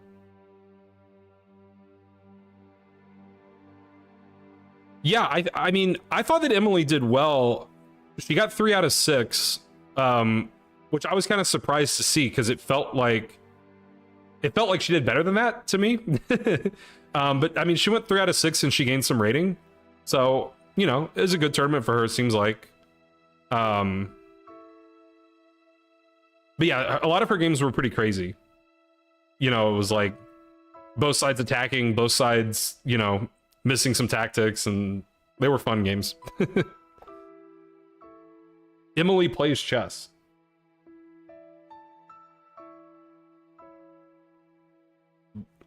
Let's see. Yeah, there it is. There you go.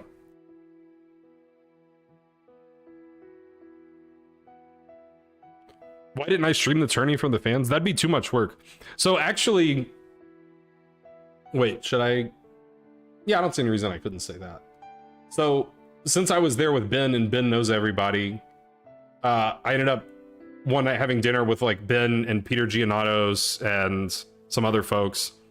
And Peter was saying like, you know, they might have to like revisit their policy on like streaming because like, you know, you can't just have like everybody in the tournament hall streaming. So I don't know, it might have not been kosher for me to stream. I didn't ask to stream, but I'm not sure I would have even been allowed to.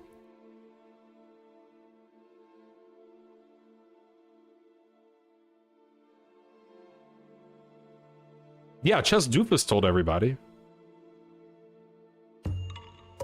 All right, so where were we? Oh yeah, D5. I like D5. The computer says he should just take it and let me do this big check and black's doing well. But it says he should just do that. There weren't that many people streaming, but I think Peter was talking more about like, you know, in the future, how do they handle when a lot of people want to stream, you know? But to answer your question, Dina, Bell, and Kaya was also streaming. I think it was just those 3. I think.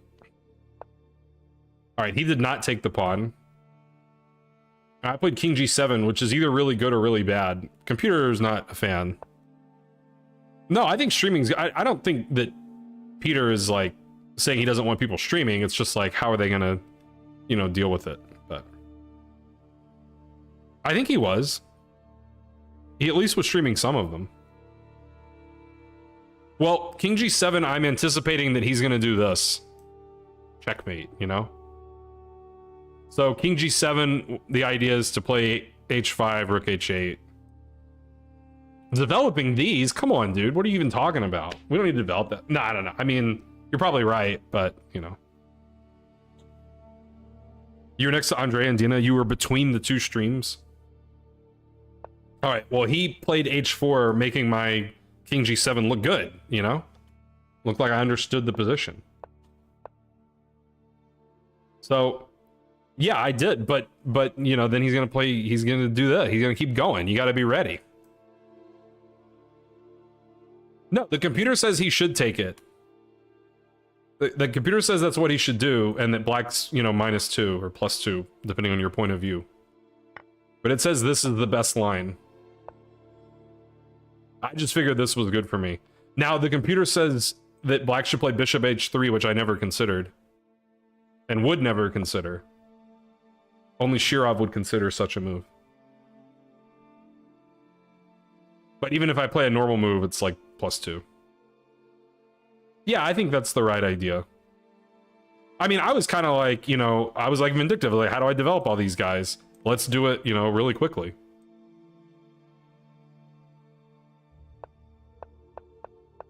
All right. I threw in this check because he doesn't have a good way to deal with it at the moment. So he played king d1. I played rook h8, just so Vindictive knows what's going on. And now, like, you know, if he plays g5, then my king's fine. I can just swing the rook back over somewhere. But he obliged and he took. Now my rook's, like, good. Yeah, basically my position's perfect, and I'm up a pawn for nothing. And my king's safer than his. And I guess that's it. You missed an opportunity to ruin a second knight and a rook. Jesus. It's easy to miss.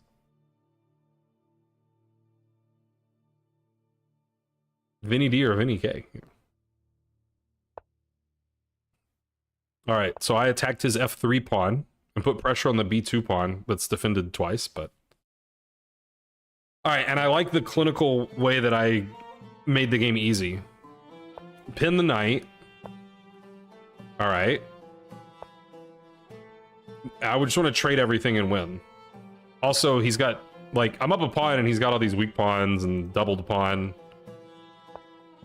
All right. Here I thought for a while, I was like, should I take the pawn and let him, like, that gives him a moment to get out of this situation? Or should I just, like, leave him, you know, in the gimp suit, as some would say, and just play, like, I don't know, some move.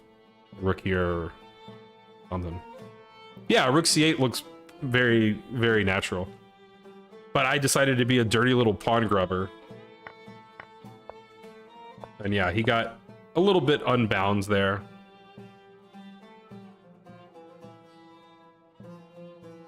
Okay, wait. Rook c8 here. Oh yeah, yeah. I did think about this tactic, but that did not happen. Gimp suit principle violated. True. All right, so we did this instead. And just so Julian was happy, I played rook c8 here. Although I think the computer is not a fan. The computer wants to play like queen f4 or something. Yeah, it says queen f4 is better. I don't know, rook c8 seems pretty good to me.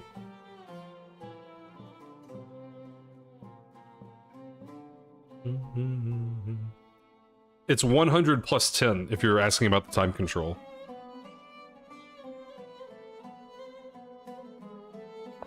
Alright, he played a3, which is, I think, pretty bad. Like, if you're gonna do that, why not play a4? a4 is like a3, but one more. Free queen, yeah. So yeah, a3 seems a little weird, like, but okay, whatever. You do not bouncing, except for this was a FIDE rated section. So I didn't know this until this tournament, but under FIDE auspices, if you're under 5 minutes, you don't take notation. But if your opponent is under 5 minutes and you're over 5 minutes, you still have to take notation. So it's not like USCF. USCF, if one player doesn't have to take notation, the other player doesn't have to take notation. But in FIDE, that's not true, which I had no idea. And apparently Julian didn't know either. Dean Ippolito broke the rules? Wow. 100 plus 10, yes.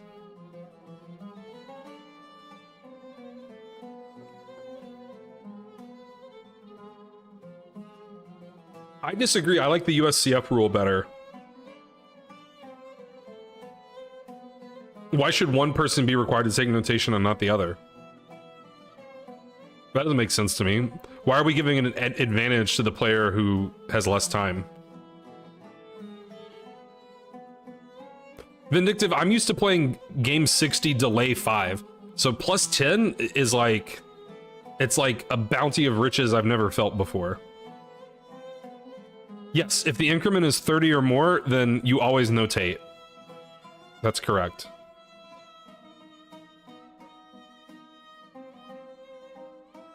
Complaining about logistics is BS, yeah. I can believe that. I can appreciate that point of view, I should say. Okay, so check, because it's check.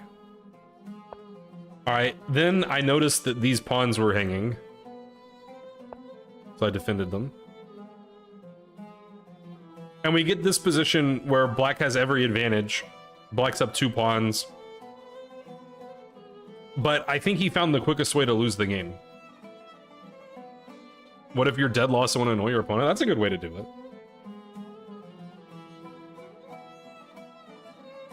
So, I wonder, like, how many guesses you guys would need to guess what move white played here. It's not that white played a bad move. It's that white played a move that I have absolutely no... I got nothing. I have no idea why he played the move that he played. F4, I understand that attacks a queen. And, like, deflects my queen. I understand that move. He didn't play that.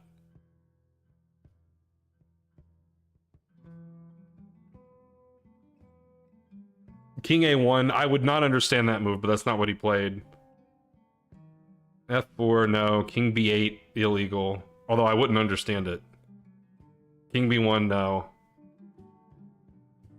B4, no. A4, no.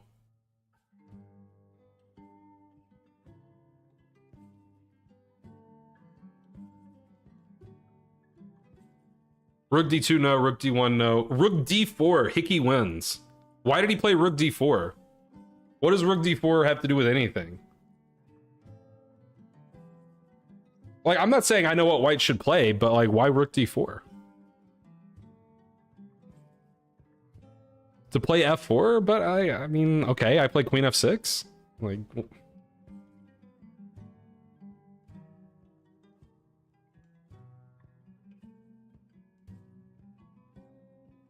Not a bad move. I mean, I just played E6. Like, I mean, you know. The rook has more squares on the 4th rank. I mean, I can't argue with that. I don't know. I don't know what white's supposed to play. Maybe Rook D4 is the best move. It's one of the best moves. It's like the 4th best move. It says Queen F2 is the best move. That's, I guess, a better way to peep F4. Now it says Rook D1. Rook's like open ranks. I mean, this is true. I just, like, I don't see the plan. I don't see the way forward, but I mean, white is down 2 pawns and it's kind of like 3 pawns, you know. Okay, so anyway, then he played Queen B5. That move, at least I understand. I think really this was his idea, is he wanted to swing the rook over here and try to attack the queenside pawns. But now I just win immediately. Yeah, I didn't think the game, like, the game just ends here, but I wasn't really expecting the game to end. Like, I thought, you know, it's a heavy piece ending. I'm still gonna have to be careful. his king's, you know, ostensibly pretty safe. So what do we play here to end the game immediately? And when I say end the game immediately, I mean he resigned.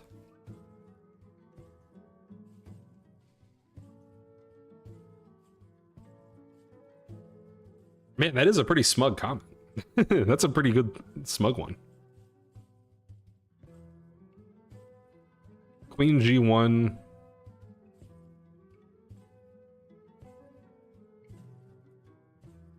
You canceled your Twitch Turbo. Oh my god. I'm gonna run an ad just for that. Queen G1 looks reasonable, but I did better. I assume Queen G1 he'll play like... I don't know what he'll play, but if your idea is to play Rook C1, like he can play B4, I guess. I'm not saying that White's not dead lost there.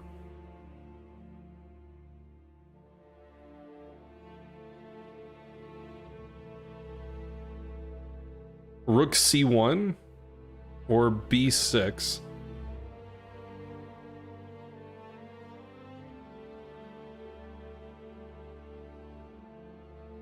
Probably he plays Rook G4 after Queen G4. Rook G4 would be a good response to Queen G4.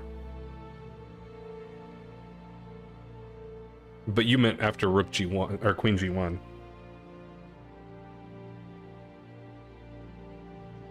But that was funny. Your typo was completely correct. Which is not what you meant.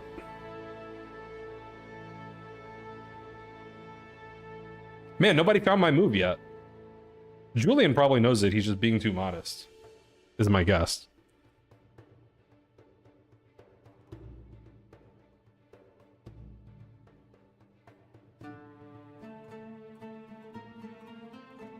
Don't know how we get them to resign in one move? Yes, after my move, resignation's completely reasonable. Toast gets it. Queen C1. And there's absolutely no way to stop Rook C2. And then you're dead.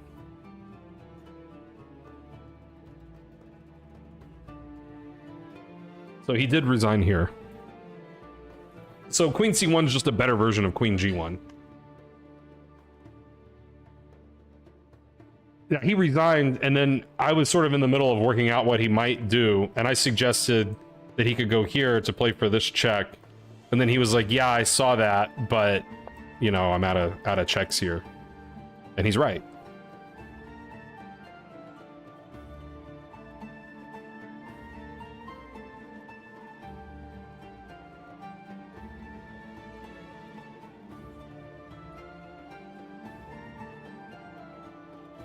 King G8 never play F6. Yeah, that's true. And repeating, you know. Yeah, so that was a pretty straightforward game. Like, I basically just knew the opening better than my opponent, got a great position, and then my position was great the whole game. That was another, like, just kind of stress-free game. Love it. So I'm 3 out of 4 2 days into the tournament. So going into the final day, I'm, like, tied for third or second or something. I can't remember if there... Actually, no, I don't think there was nobody at 3.5 out of 4. So there were 2 people at 4 out of 4, and then there were a bunch of us at 3 out of 4.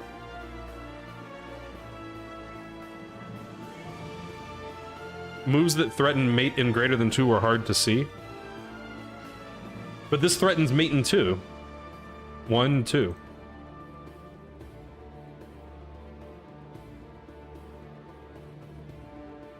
I mean, I can quickly show you. Basically, I made one really bad miscalculation. The game was very weird. The opening was weird. We got this very bizarre position. And then I just miscalculated. I thought I could take this pawn, but I cannot. I saw knight b3, but I thought that I had rook takes f2 in this position, but I clearly don't. But if we go back to here, I'm gonna say that it's not crazy to think that maybe rook f2 is a thing. But yeah, it's not a thing for many reasons. Not the least of which is that this rook can just take it. But I also missed this idea, which the computer pointed out to me today.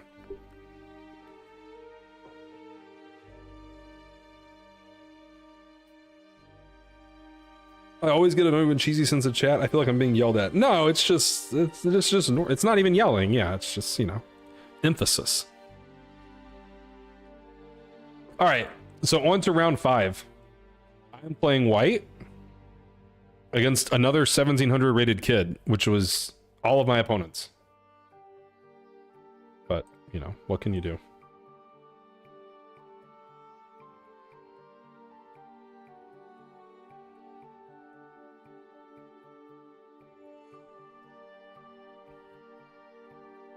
And this game has the ignominy, if that's the right word, of being my first ever over-the-board game that Chess Doofus saw with his own eyes.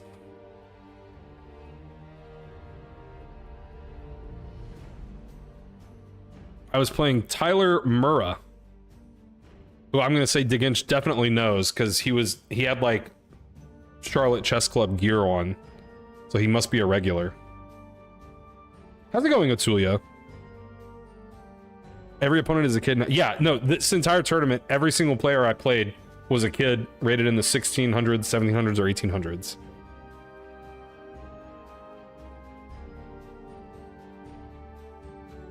Doesn't sound familiar? Well, yeah, here's his name. He has some other name, too. He has more than one name, more than two. Tyler James Murrah. Yeah, Doof and I discussed that afterwards, that I didn't get any Doof attack games because why even play the Slav anymore, you know? I'm doing well. This was a great tournament, Atulia, so now I'm, like, happy about chess, you know?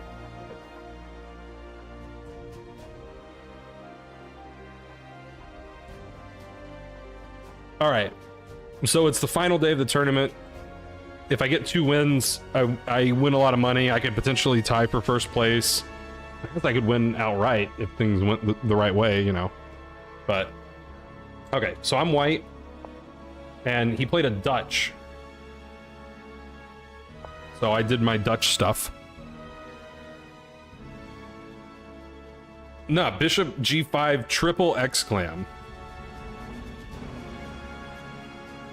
Oh yeah, I forgot to tell you guys that in between rounds 4 and 5, Sunday night, I played in the Blitz event. And I got my ass kicked in the Blitz event. Oh my god. I lost my first 4 games. I was winning in at least 2 of them. And then I did win my last 2 to kind of salvage it. Obviously, I don't have any of those games because they were Blitz games. But I managed to gain rating in Blitz. Because my Blitz rating was like 1400, so now I'm like 1413 or something like that. But yeah, I got kind of crushed in the Blitz tournament. But I did meet Super Bry, so.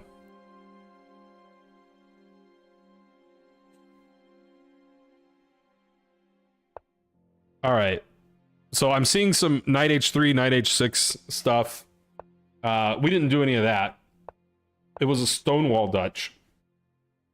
Was I playing stronger players in Blitz? For the most part, yes. I think everyone I lost to was stronger than me, and I think maybe one guy that I beat was stronger than me, I'm not sure. Thanks for following Emily Plays Chess. It was good meeting you at the tournament, and I'm glad you had a good tournament. I was saying earlier, it felt like you did better than 3 out of 6. Because it seemed like you played really well from what I saw, but I mean, a lot of the games got crazy and sharp, and we're kind of back and forth. But you still gained rating, so that's always good. First Blitz game in those side tournaments always made me look like a strip mirror. Yeah, that's kind of how I felt. Yeah, that's basically what happened to me. Lost winning positions a couple of times. Yeah, but I mean, like I said, your games were really sharp, it seemed like.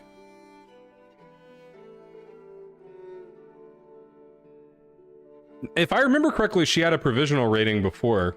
I can find out because I've got the cross table pulled up already.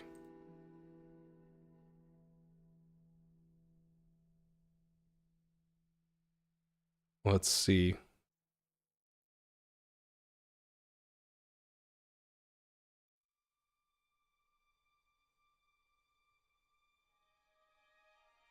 All right, Control F. That should work. Yeah, it looked like she'd played one tournament before, because she went from 6 games played to 12.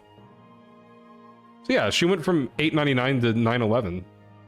12 points is good. You can't gain 12 points every day.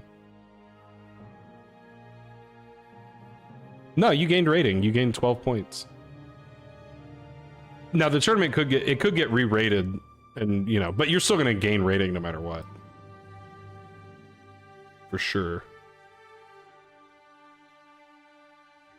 Yeah, the Stonewall is not so good, you know, as far as I'm aware.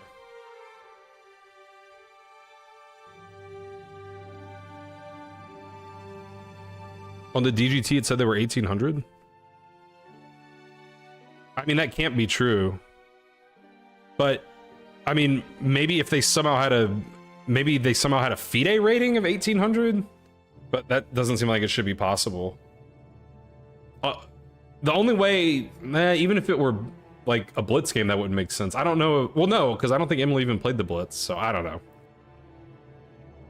It was really late in the day. How's it going, Initiative?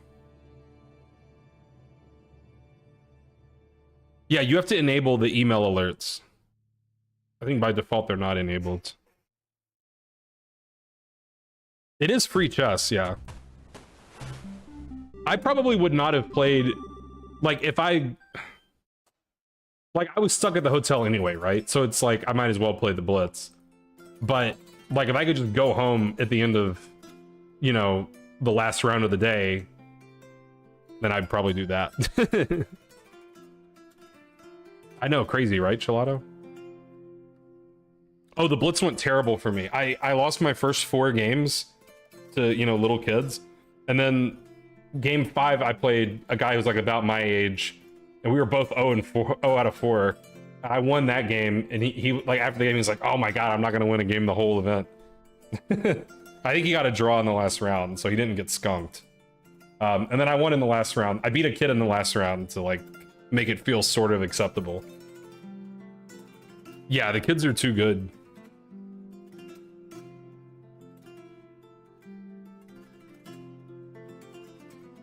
Ah, maybe you're onto something there, Julian. Okay, so in the Stonewall, what I like to do, and I think this is fairly well established as a good idea, is, you know, this bishop's good. This bishop's not good. So I like getting rid of this bishop.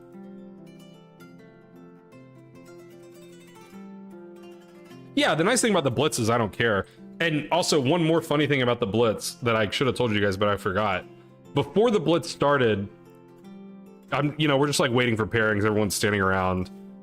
And I saw JJ Lang, the guy from Twitter who does the Chess Feels podcast. I was like, all right, I'm going to go like introduce myself, talk to him.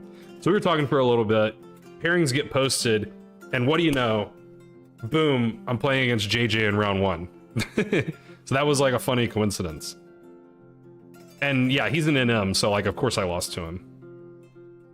That game actually wasn't too bad, but he just, you know, he NM'd me. He understood chess better than I did. But that was cool meeting him and getting to play against him. All right, so I like to get rid of this bishop, and I do it with this bishop. So b3, and then at some point, trade bishops. And then he has to deal with, you know, everything on a light square.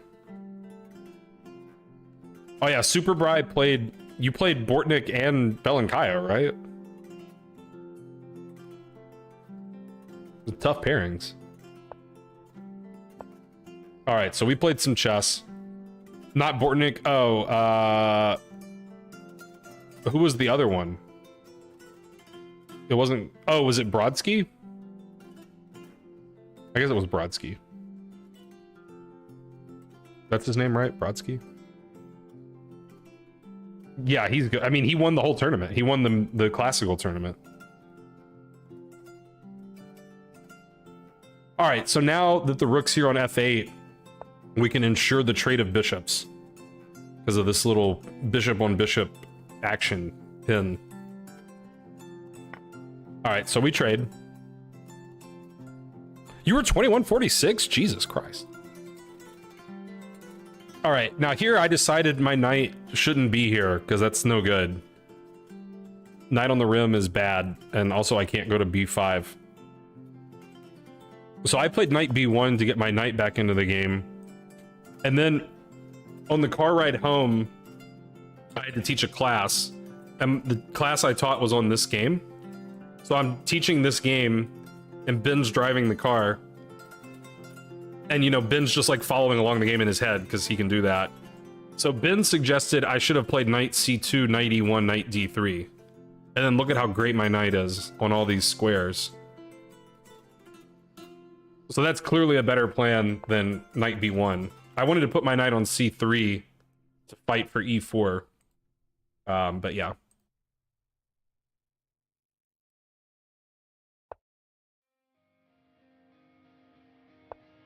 Okay. Queen f6 I wasn't expecting really, because I thought maybe this knight was going to f6. But then when he played queen f6, it sort of occurred to me that f4 might be annoying. But I developed my knight. And I played e3, kind of hoping to prevent f4.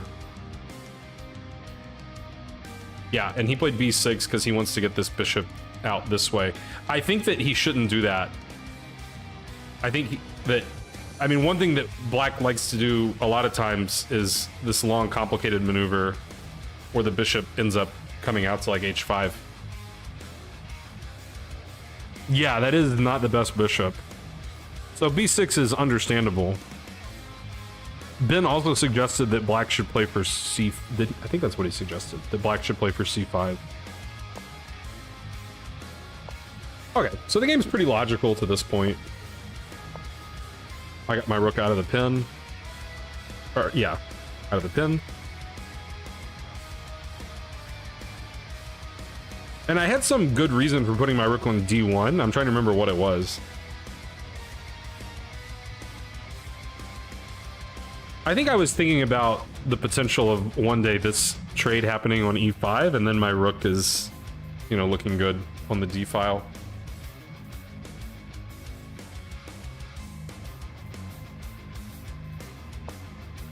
All right, and he got his rook over.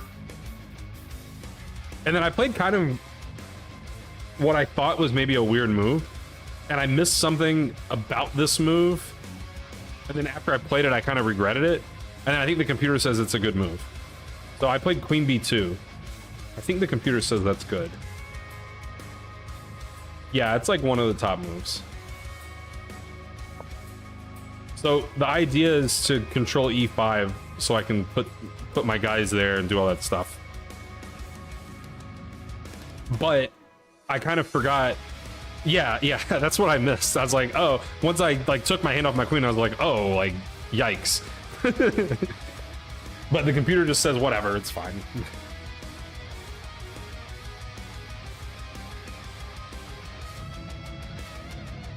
Yeah, I mean, I guess if he plays c5, I still just play here, right? Is that what I'm doing?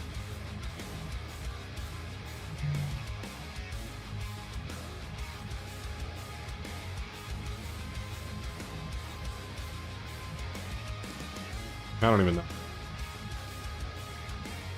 Queen a3. Yeah, queen a3 was on my radar too. Ah, but it is saying 95. I'm a genius.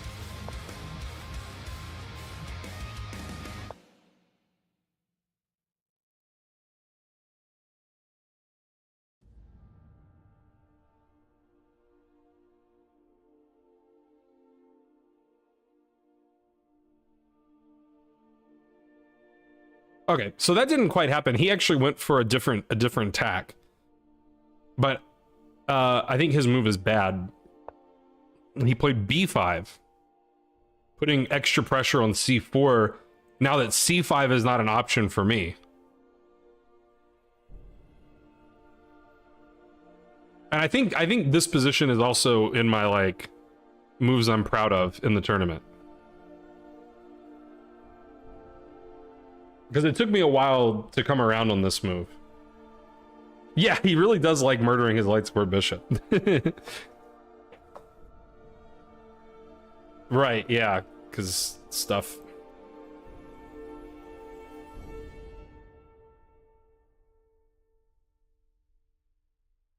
I think Super Brad got 4 out of 5, 4.5 out of 6, is what I meant to say. I can? Then he moves his bishop?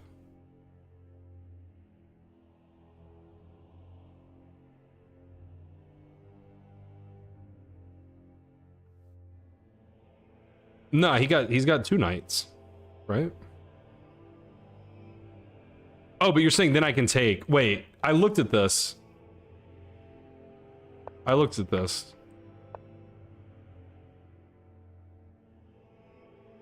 Can he take this? I think you can take this, right? Thanks for following Majnubi. Or something. Hopefully I said that right.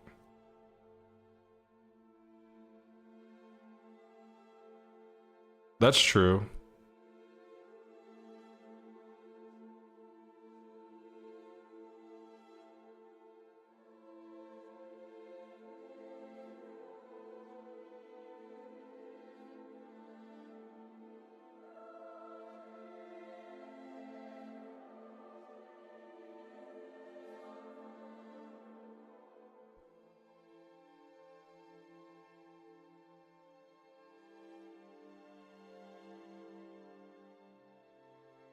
Yeah, I don't know. Let's see what the computer says. Yeah, it says don't take it. It says just play b4, and finally the bishop has purpose.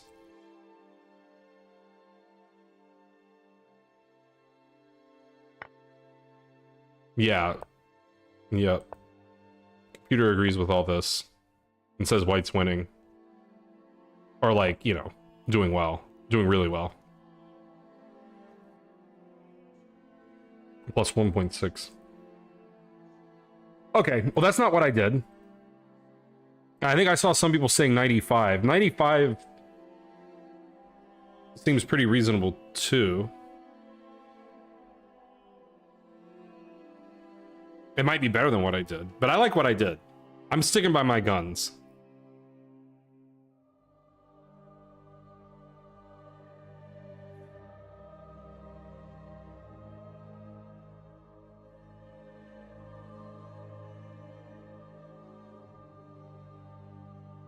I like 95. I have to admit I like 95 though. I think I'm just a bit worried that like he's gonna get the tempo to like do, you know, open stuff up over here. A4 I really considered too. I can't, was it here that I considered A4 or later? I can't remember. Maybe 95 is the best move. I took this. That's the move I'm proud of.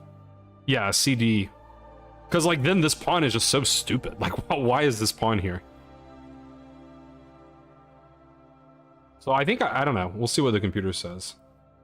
Yeah, it says CD is best. 95 is very close.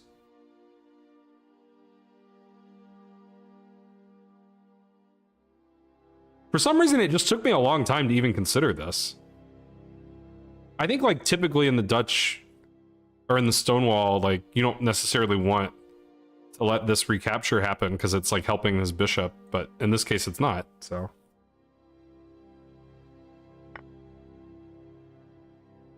That's what I did. That's exactly, although he took with the e-pawn, but yeah, like I'm never letting this bishop get good. That was sort of the tenor of the whole game, was like keep this bishop bad the entire game.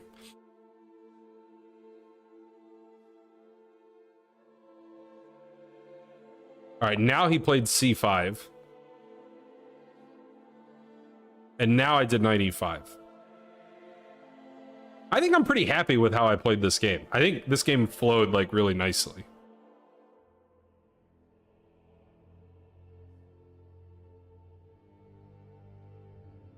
He played queen d6, which seems wrong to, I don't know, that just kind of seems like a waste of a move to me. I mean, you got to do something about your knight. That's certainly true. I think maybe he should play knight f8 or knight b6. I mean, basically because of what happened. Oh, okay. I mean, it says just take. Take, queen c6 is the computer line. And white's better. That makes some sense, too. Yeah. But he went here, which, yeah, now I can kind of just transform, you know, transform it into a advantageous position for me.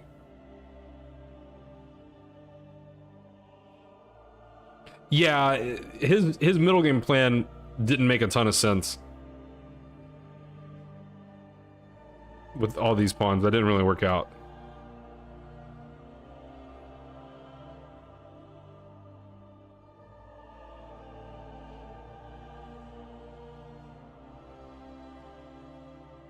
Yeah, I just traded everything.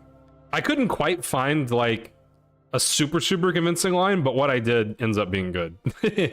So I took the knight. I think the computer actually wants to take this one, because if you take this one, you're letting him take this one. So it's better to take this one first. I took them both. And then take on c5. And then his position is just getting loose here, right? This bishop makes no sense. The rook's loose. This is happening. This rook's not doing anything. This is still happening. I think this is the position where I really considered a4.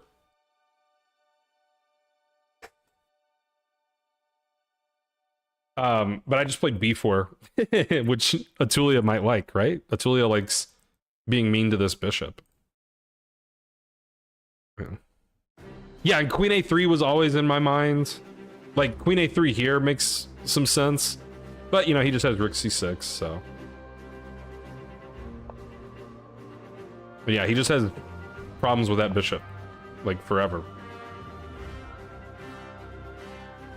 Alright, now here I'm actually not sure if... I mean, I guess what I did ends up making sense. I just decided to trade a bunch of stuff. I mean, the more we trade, the more this bishop outshines this one. And, you know, the weaker this pawn gets, and this pawn.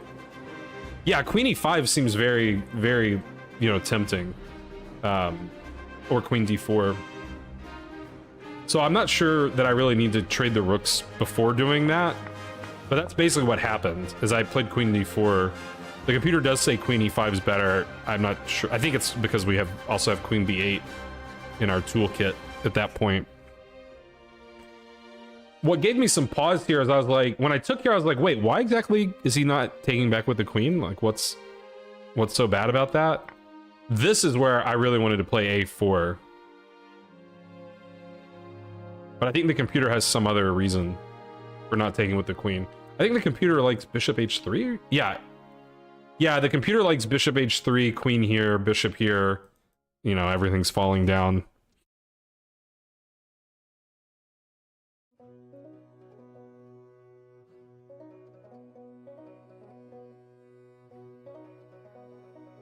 But he took with the rook, I guess, to avoid all of that.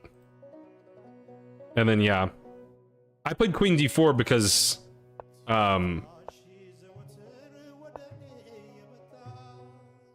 I sort of miscalculated. I saw this position, and I was like, oh, he can defend with bishop b7. That doesn't defend this pawn. But yeah, we've got this, like, eternal pin. Not really, yeah, sort of eternal. I was like, yeah, he can defend with bishop b7, but then I'm on a7. He did play bishop b7, but like that obviously that doesn't actually defend e4. But I think the game is basically just over here. Like, I think these pawns just fall, and then white's position just sort of happens. So he moved away, letting me take this pawn, and this was funny how the game ended. This is, I think, this is the position where Dennis first saw the game, I believe. Dennis was looking at this position, and then the game ended in like 2 minutes.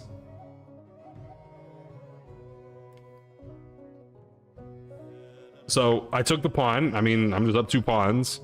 He's gonna try to get this pawn as his idea. And here he made a grave error. This is an easy one for you guys to find. What grave error did he make here?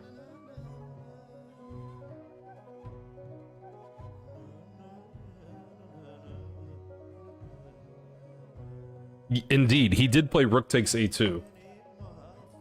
And he said after the game that he just forgot that, like, this pawn exists. Which I believe, like, it is kind of weird. Like, a rook taking on a2, but the a7 pawn is still there is unusual, you know. Pinning my... Yeah, exactly. Yeah.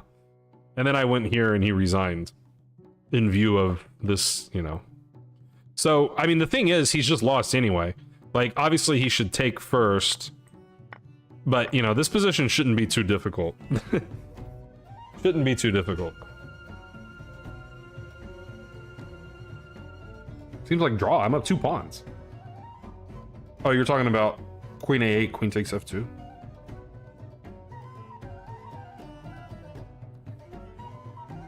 So yeah, that was actually another, like, relatively stress-free game. I was never really in trouble. I was kind of just equal or better the whole game.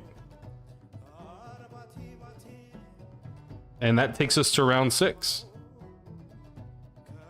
So round 6, of course, is the pivotal round. This music is from Civilization 6. It is Ethiopia theme.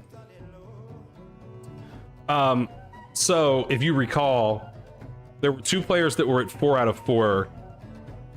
They played each other and one of them won. So going into the final round, there was a girl at 5 out of 5. Then there were, I think, 4, yeah, there were 4 people at 4 out of 5. And then some folks at 3.5 and some folks at 3 and all that. So I ended up playing the guy who had been 4 out of 4 and just lost. I was hoping that I would get to play the girl that was 5 out of 5, and then I would have been on a DGT board, and if I win, I at least tie for first. I didn't get that pairing, unfortunately. I got paired with this kid, and whoever wins this game is going to at least tie for second. So it's a tie for second, unless the girl who's at 5 out of 5 loses, then it's a tie for first. He moved his bishop 4 times and it saw 6 squared. That's pretty crazy. And like half of those squares were b7, right? Or you're counting b7 like only once? I don't know. Either way, it's funny. Okay, so yeah, basically win and at least tie for second. If things go my way, tie for first. Let's add our tags. This guy has a long and complicated name that I will not attempt to pronounce. And he has a lot of names. He's got 3 of them. And his rating before the event was 1838, so he was the strongest player that I played coming into the game, coming into the tournament. And he did gain a bunch of rating. He got to 1859 by the end of the tournament. He gained 21 points. All right, that should be good. No, he's Indian, not Spanish. I mean, I say Indian. He could be like Pakistani. I wouldn't know, but.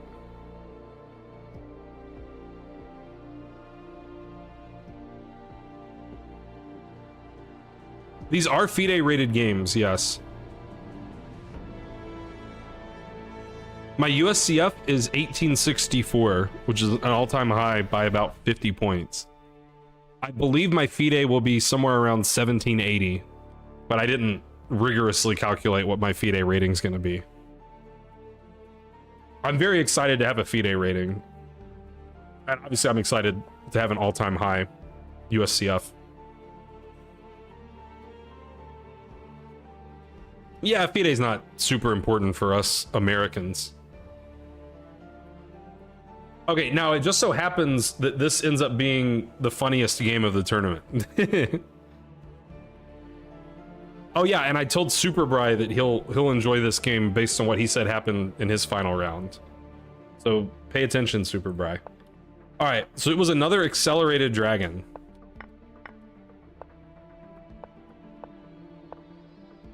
All right, and this is just like my previous game with Black and the accelerated dragon so far.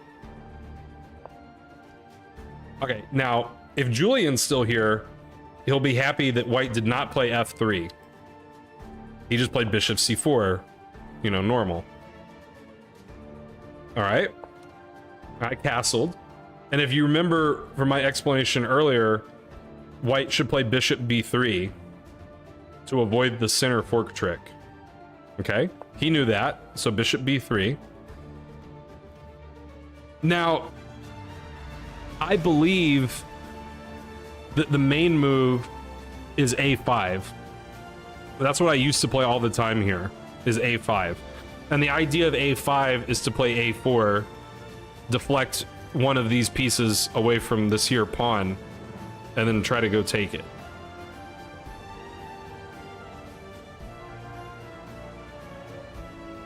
I don't know why I'm highlighting the bishop. That doesn't seem to have anything to do with it. We want the knight to come away from the pawn so that we can take E4.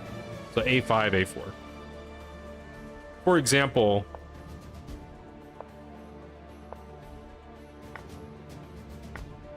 the knight is overworked.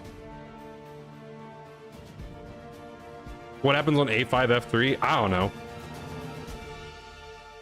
I stopped playing A5 because I didn't really feel like I was getting much out of it. And I found another move that I like more. And one thing I like about the move is that it confuses my opponents. So what move confuses the opponents the most?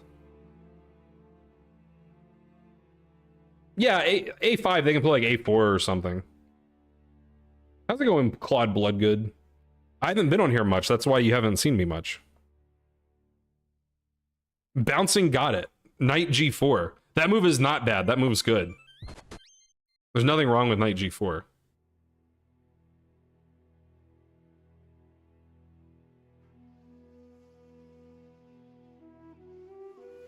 That's what they should do, but that's not bad. Yeah, it's not like Black's like getting anything from it, but it's not bad.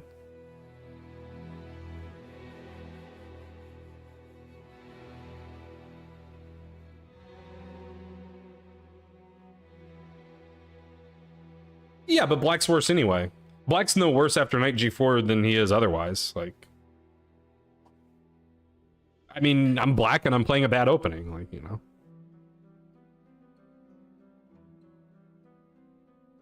Oh, really? It comes up in the modern?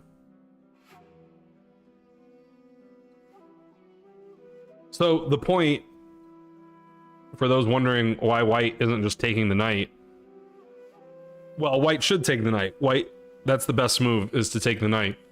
But the queen is also guarding this knight. So if White takes the knight, this is the best line. Black takes the knight in the center. White goes back. I think Black takes this, but maybe Black just goes back. I can't remember. Yeah, Black takes this in the master database more often than not. But the nice thing about this line for me is that if someone has not seen this before, then they have a lot to think about. For example, knight takes c6 looks very tempting. They have that to think about. They have queen takes knight to think about. I've also even had this situation where they take, I take, and then they like castle or something, and then later I have like d5 at an opportune time. You know, the queen's on a bad square. So White has a lot to consider if White doesn't know the opening. So my opponent clearly didn't know the move. He was very shocked by it.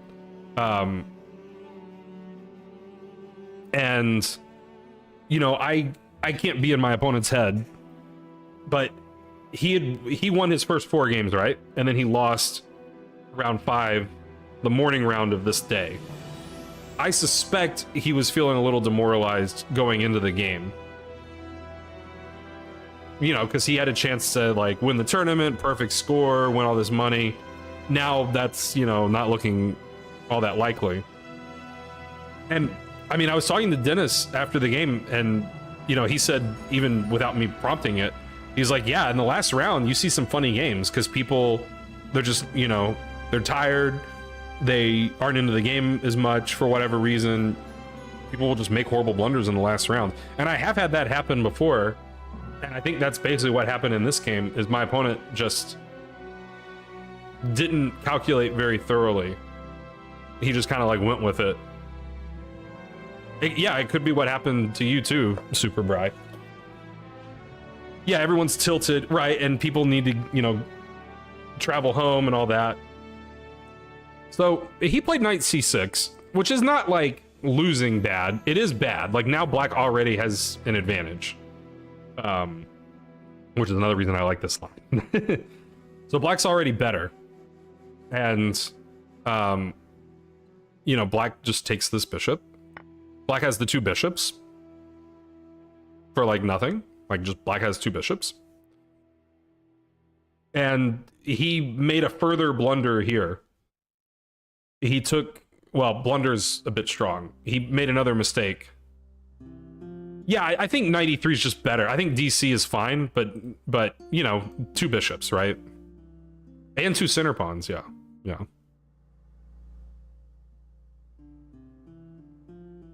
Yeah, DC even still gives black a small edge.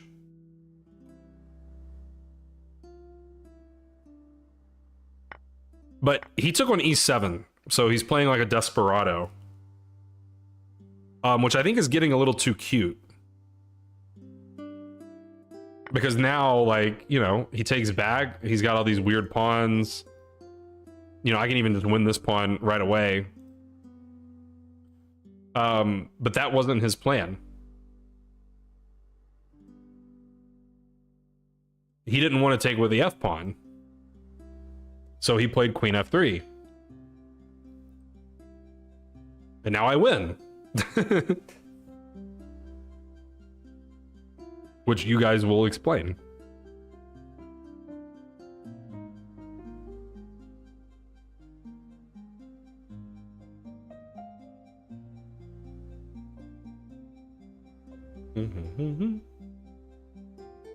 It took me a long time to figure it out, which is not that hard. I think d5 is a good move, but it's not the best move. It's for sure not the best move.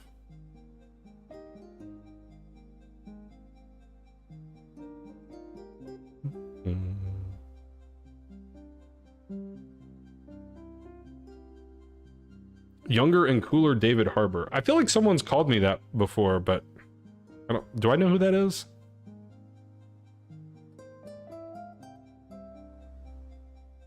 Yeah, knight f5.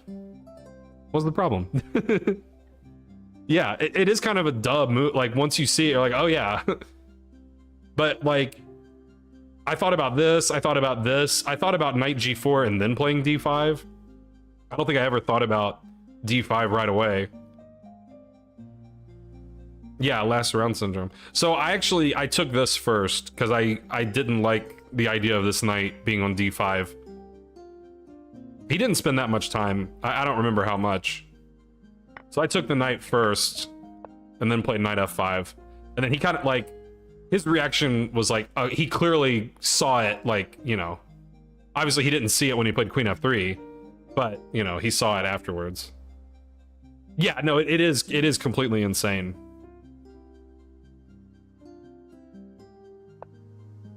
But the game goes on. All right, I decide, you know, probably should save my knight. This could be a good square. Right, I want to get my bishop in. I didn't like this guy. I was even considering just fixing these pawns for him, just to kind of maybe simplify things. Then after this move, he like got up, you know, did whatever one does, went to the bathroom, looked at other boards, I don't know what. I'm just sitting here thinking, like, you know, the guy's playing on, that's fine. I would play on if I were white. I have to figure out like how to, you know, what my plan is. And I was thinking about like, okay, well this is like what I'm, you know, what I'm thinking if I'm white. Check the internet on his phone, yeah, probably not, but So I was like getting pretty close to like I'm just gonna play Rook FD8, and then my queen can come to F8, and I can kick his queen out if I ever need to. Opponent is missing a piece, yes. And then before I can make my move, he walks back to the board and he says, "I resign." So it's like, great, I don't have to think anymore.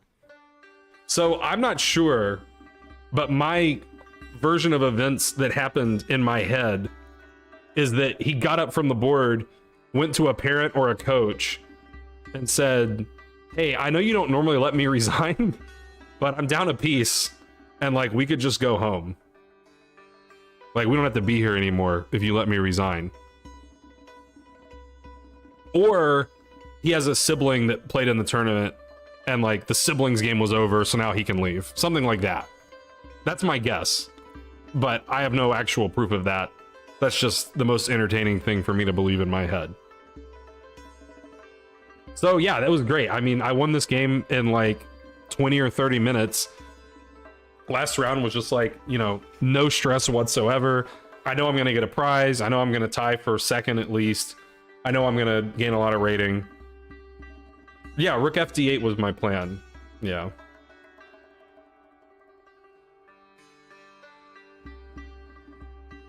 Yeah, my game might have ended before yours. I don't know. Unfortunately for me, this was like Ben's games had been going pretty quickly for a lot of the tournament because he was just getting nothing out of the opening and agreeing to draws. But this game, this round, his game went like way longer. He still drew in the last round, but I had to sit around and wait, you know, for Ben's game to finish. But that was fine because I got to hang out with Dennis and, you know, Mad Laden. Has Mad Laden been in? I saw Mad Laden in Emily's chat today. I didn't see him here. Or if I did, I forgot. But yeah, I was 1797 before, and now I'm 1864. So 67 rating points gained. Pretty great. Went 5 out of 6, and I won 400 bucks. Entry fee was 185 though. But yeah, 400's still pretty good. I think 400's... I think my previous most I'd ever won in a chess tournament was 300. So...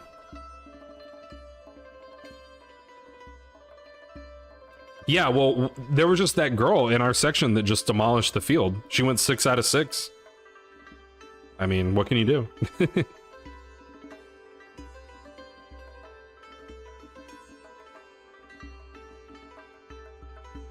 So me and one other guy tied for second.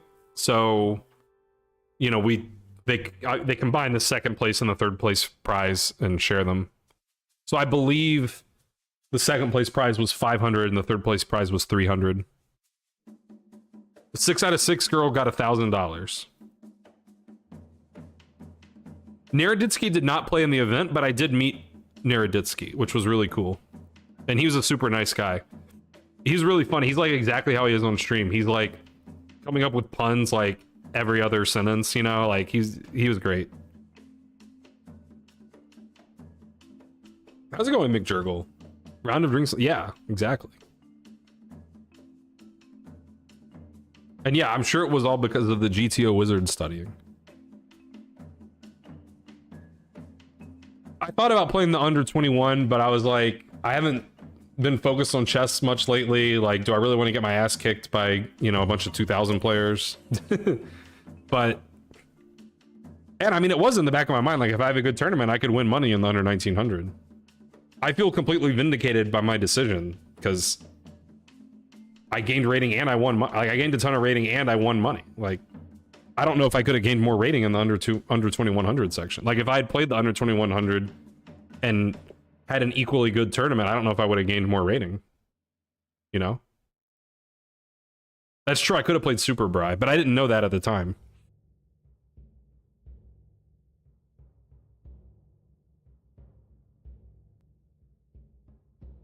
I agree that normally it's better to play up, like, rating-wise. I'm never going to hear the end of it anyway.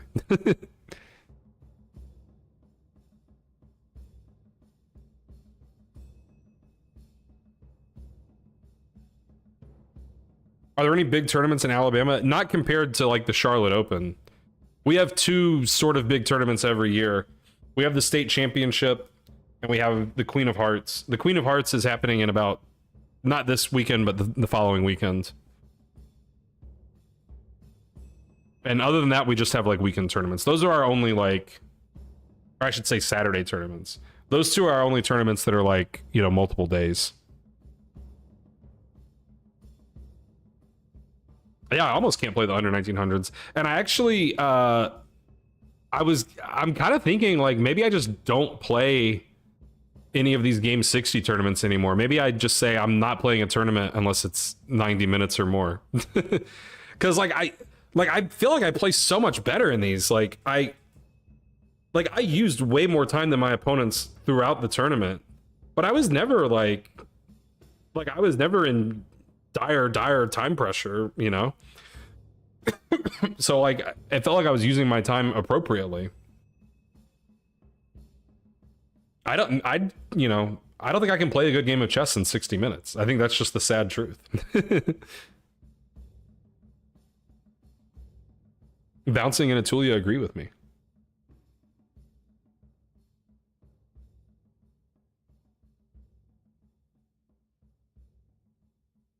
Just hit 50 tournaments? Man, I have more tournaments than you. Also, a lot of people won't care, and my inclination is to not care, but I earned my second category title in this tournament. Hooray. I actually like the you know, idiot titles that they give out. I think I'm the only person that actually likes them, but I like them. They don't mean anything. Yeah. How's it going, Thaddeus?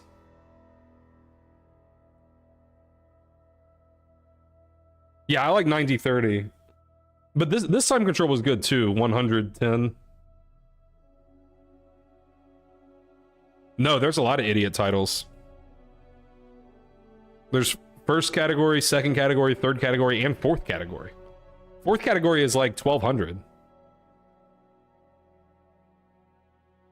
Is that right? First category is 1800, and you have to get norms.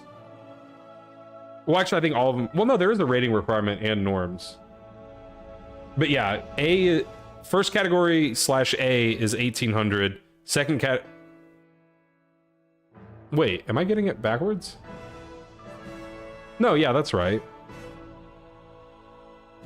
First category is 1800. Second category is 1600. Third category is 1400. Fourth category is 1200. We have to get norms too. We have to get 5 norms. So it actually takes a while to rack up the norms. I mean, they're not real titles. Expert is CM. That's 2000.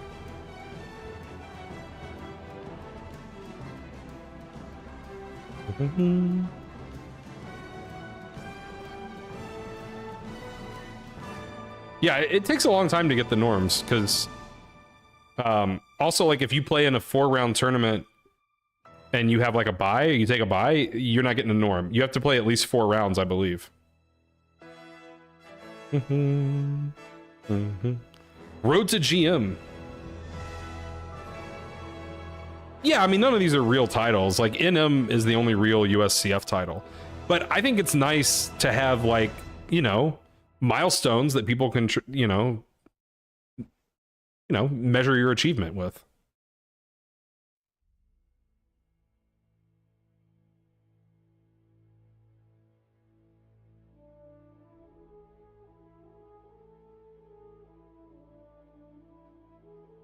And yeah, we'll end up with a FIDE rating as a result of this event.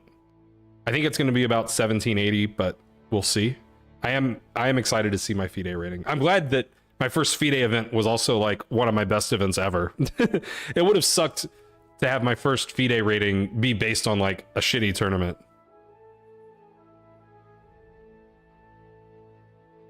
But yeah, who knows when the next FIDE event I'll play is, so. Yeah, that's what I'm worried. That's what I would be worried about, bouncing. But yeah, so yeah, the tournament went great. Like I said, I got to meet a bunch of you know, Twitch and YouTubers, and podcasters, and everybody was, you know, nice. It was great meeting everybody. Got some money, got some rating. Good stuff.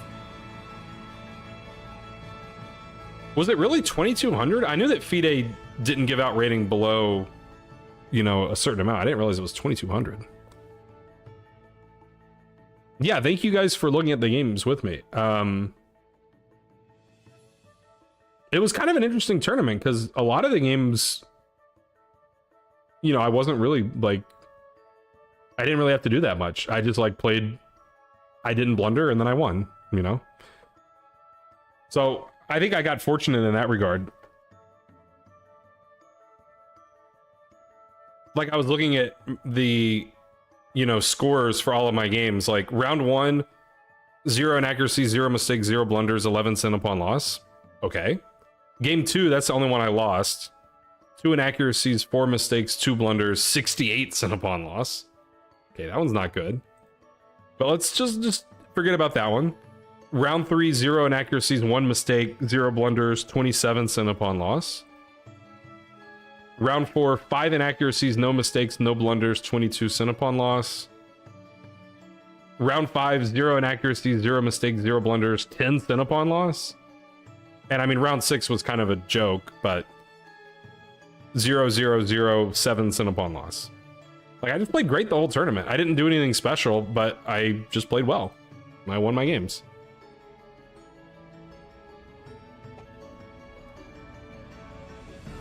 It did snow in Alabama, but not in Birmingham where I live. But in Mobile, which is like right on the Gulf of Mexico, or the Gulf of America if you prefer, they got like 6 inches of snow, which I can't even explain how crazy that is.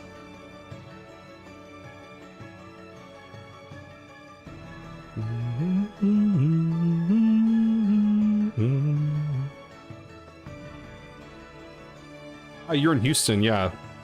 Yeah, 3 inches in Houston is, I assume, unheard of also.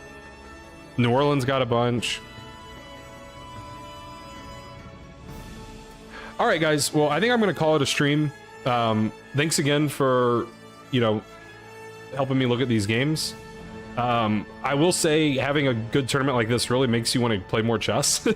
So maybe you'll see me more often now. I am still, you know, pretty into poker.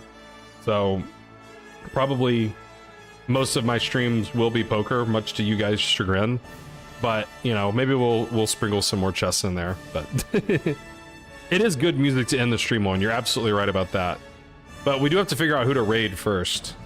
So that's gonna, you know, give us time for another song to sneak in there, probably. I think we'll raid Chewy the Chewer, who I also haven't seen stream much lately.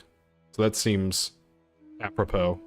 Looks like he's doing Bughouse or spectating Bughouse, something. But yeah, let's raid Chewy. Chewy, Chewy, Chewy, Chewy, Chewy, Chewy, Chewy, Chewy. Yeah, you had a great tournament too, Super Bri. Congrats. It's always fun to be at your peak. Good night and good luck. Yeah, bye everybody. Yeah, I had no idea when my next stream will be. Hopefully I can play another tournament soon, but now I'm like, no Game 60 tournaments, which is like every tournament in Alabama. So I guess if I'm going to play tournaments, I'm going to have to travel more.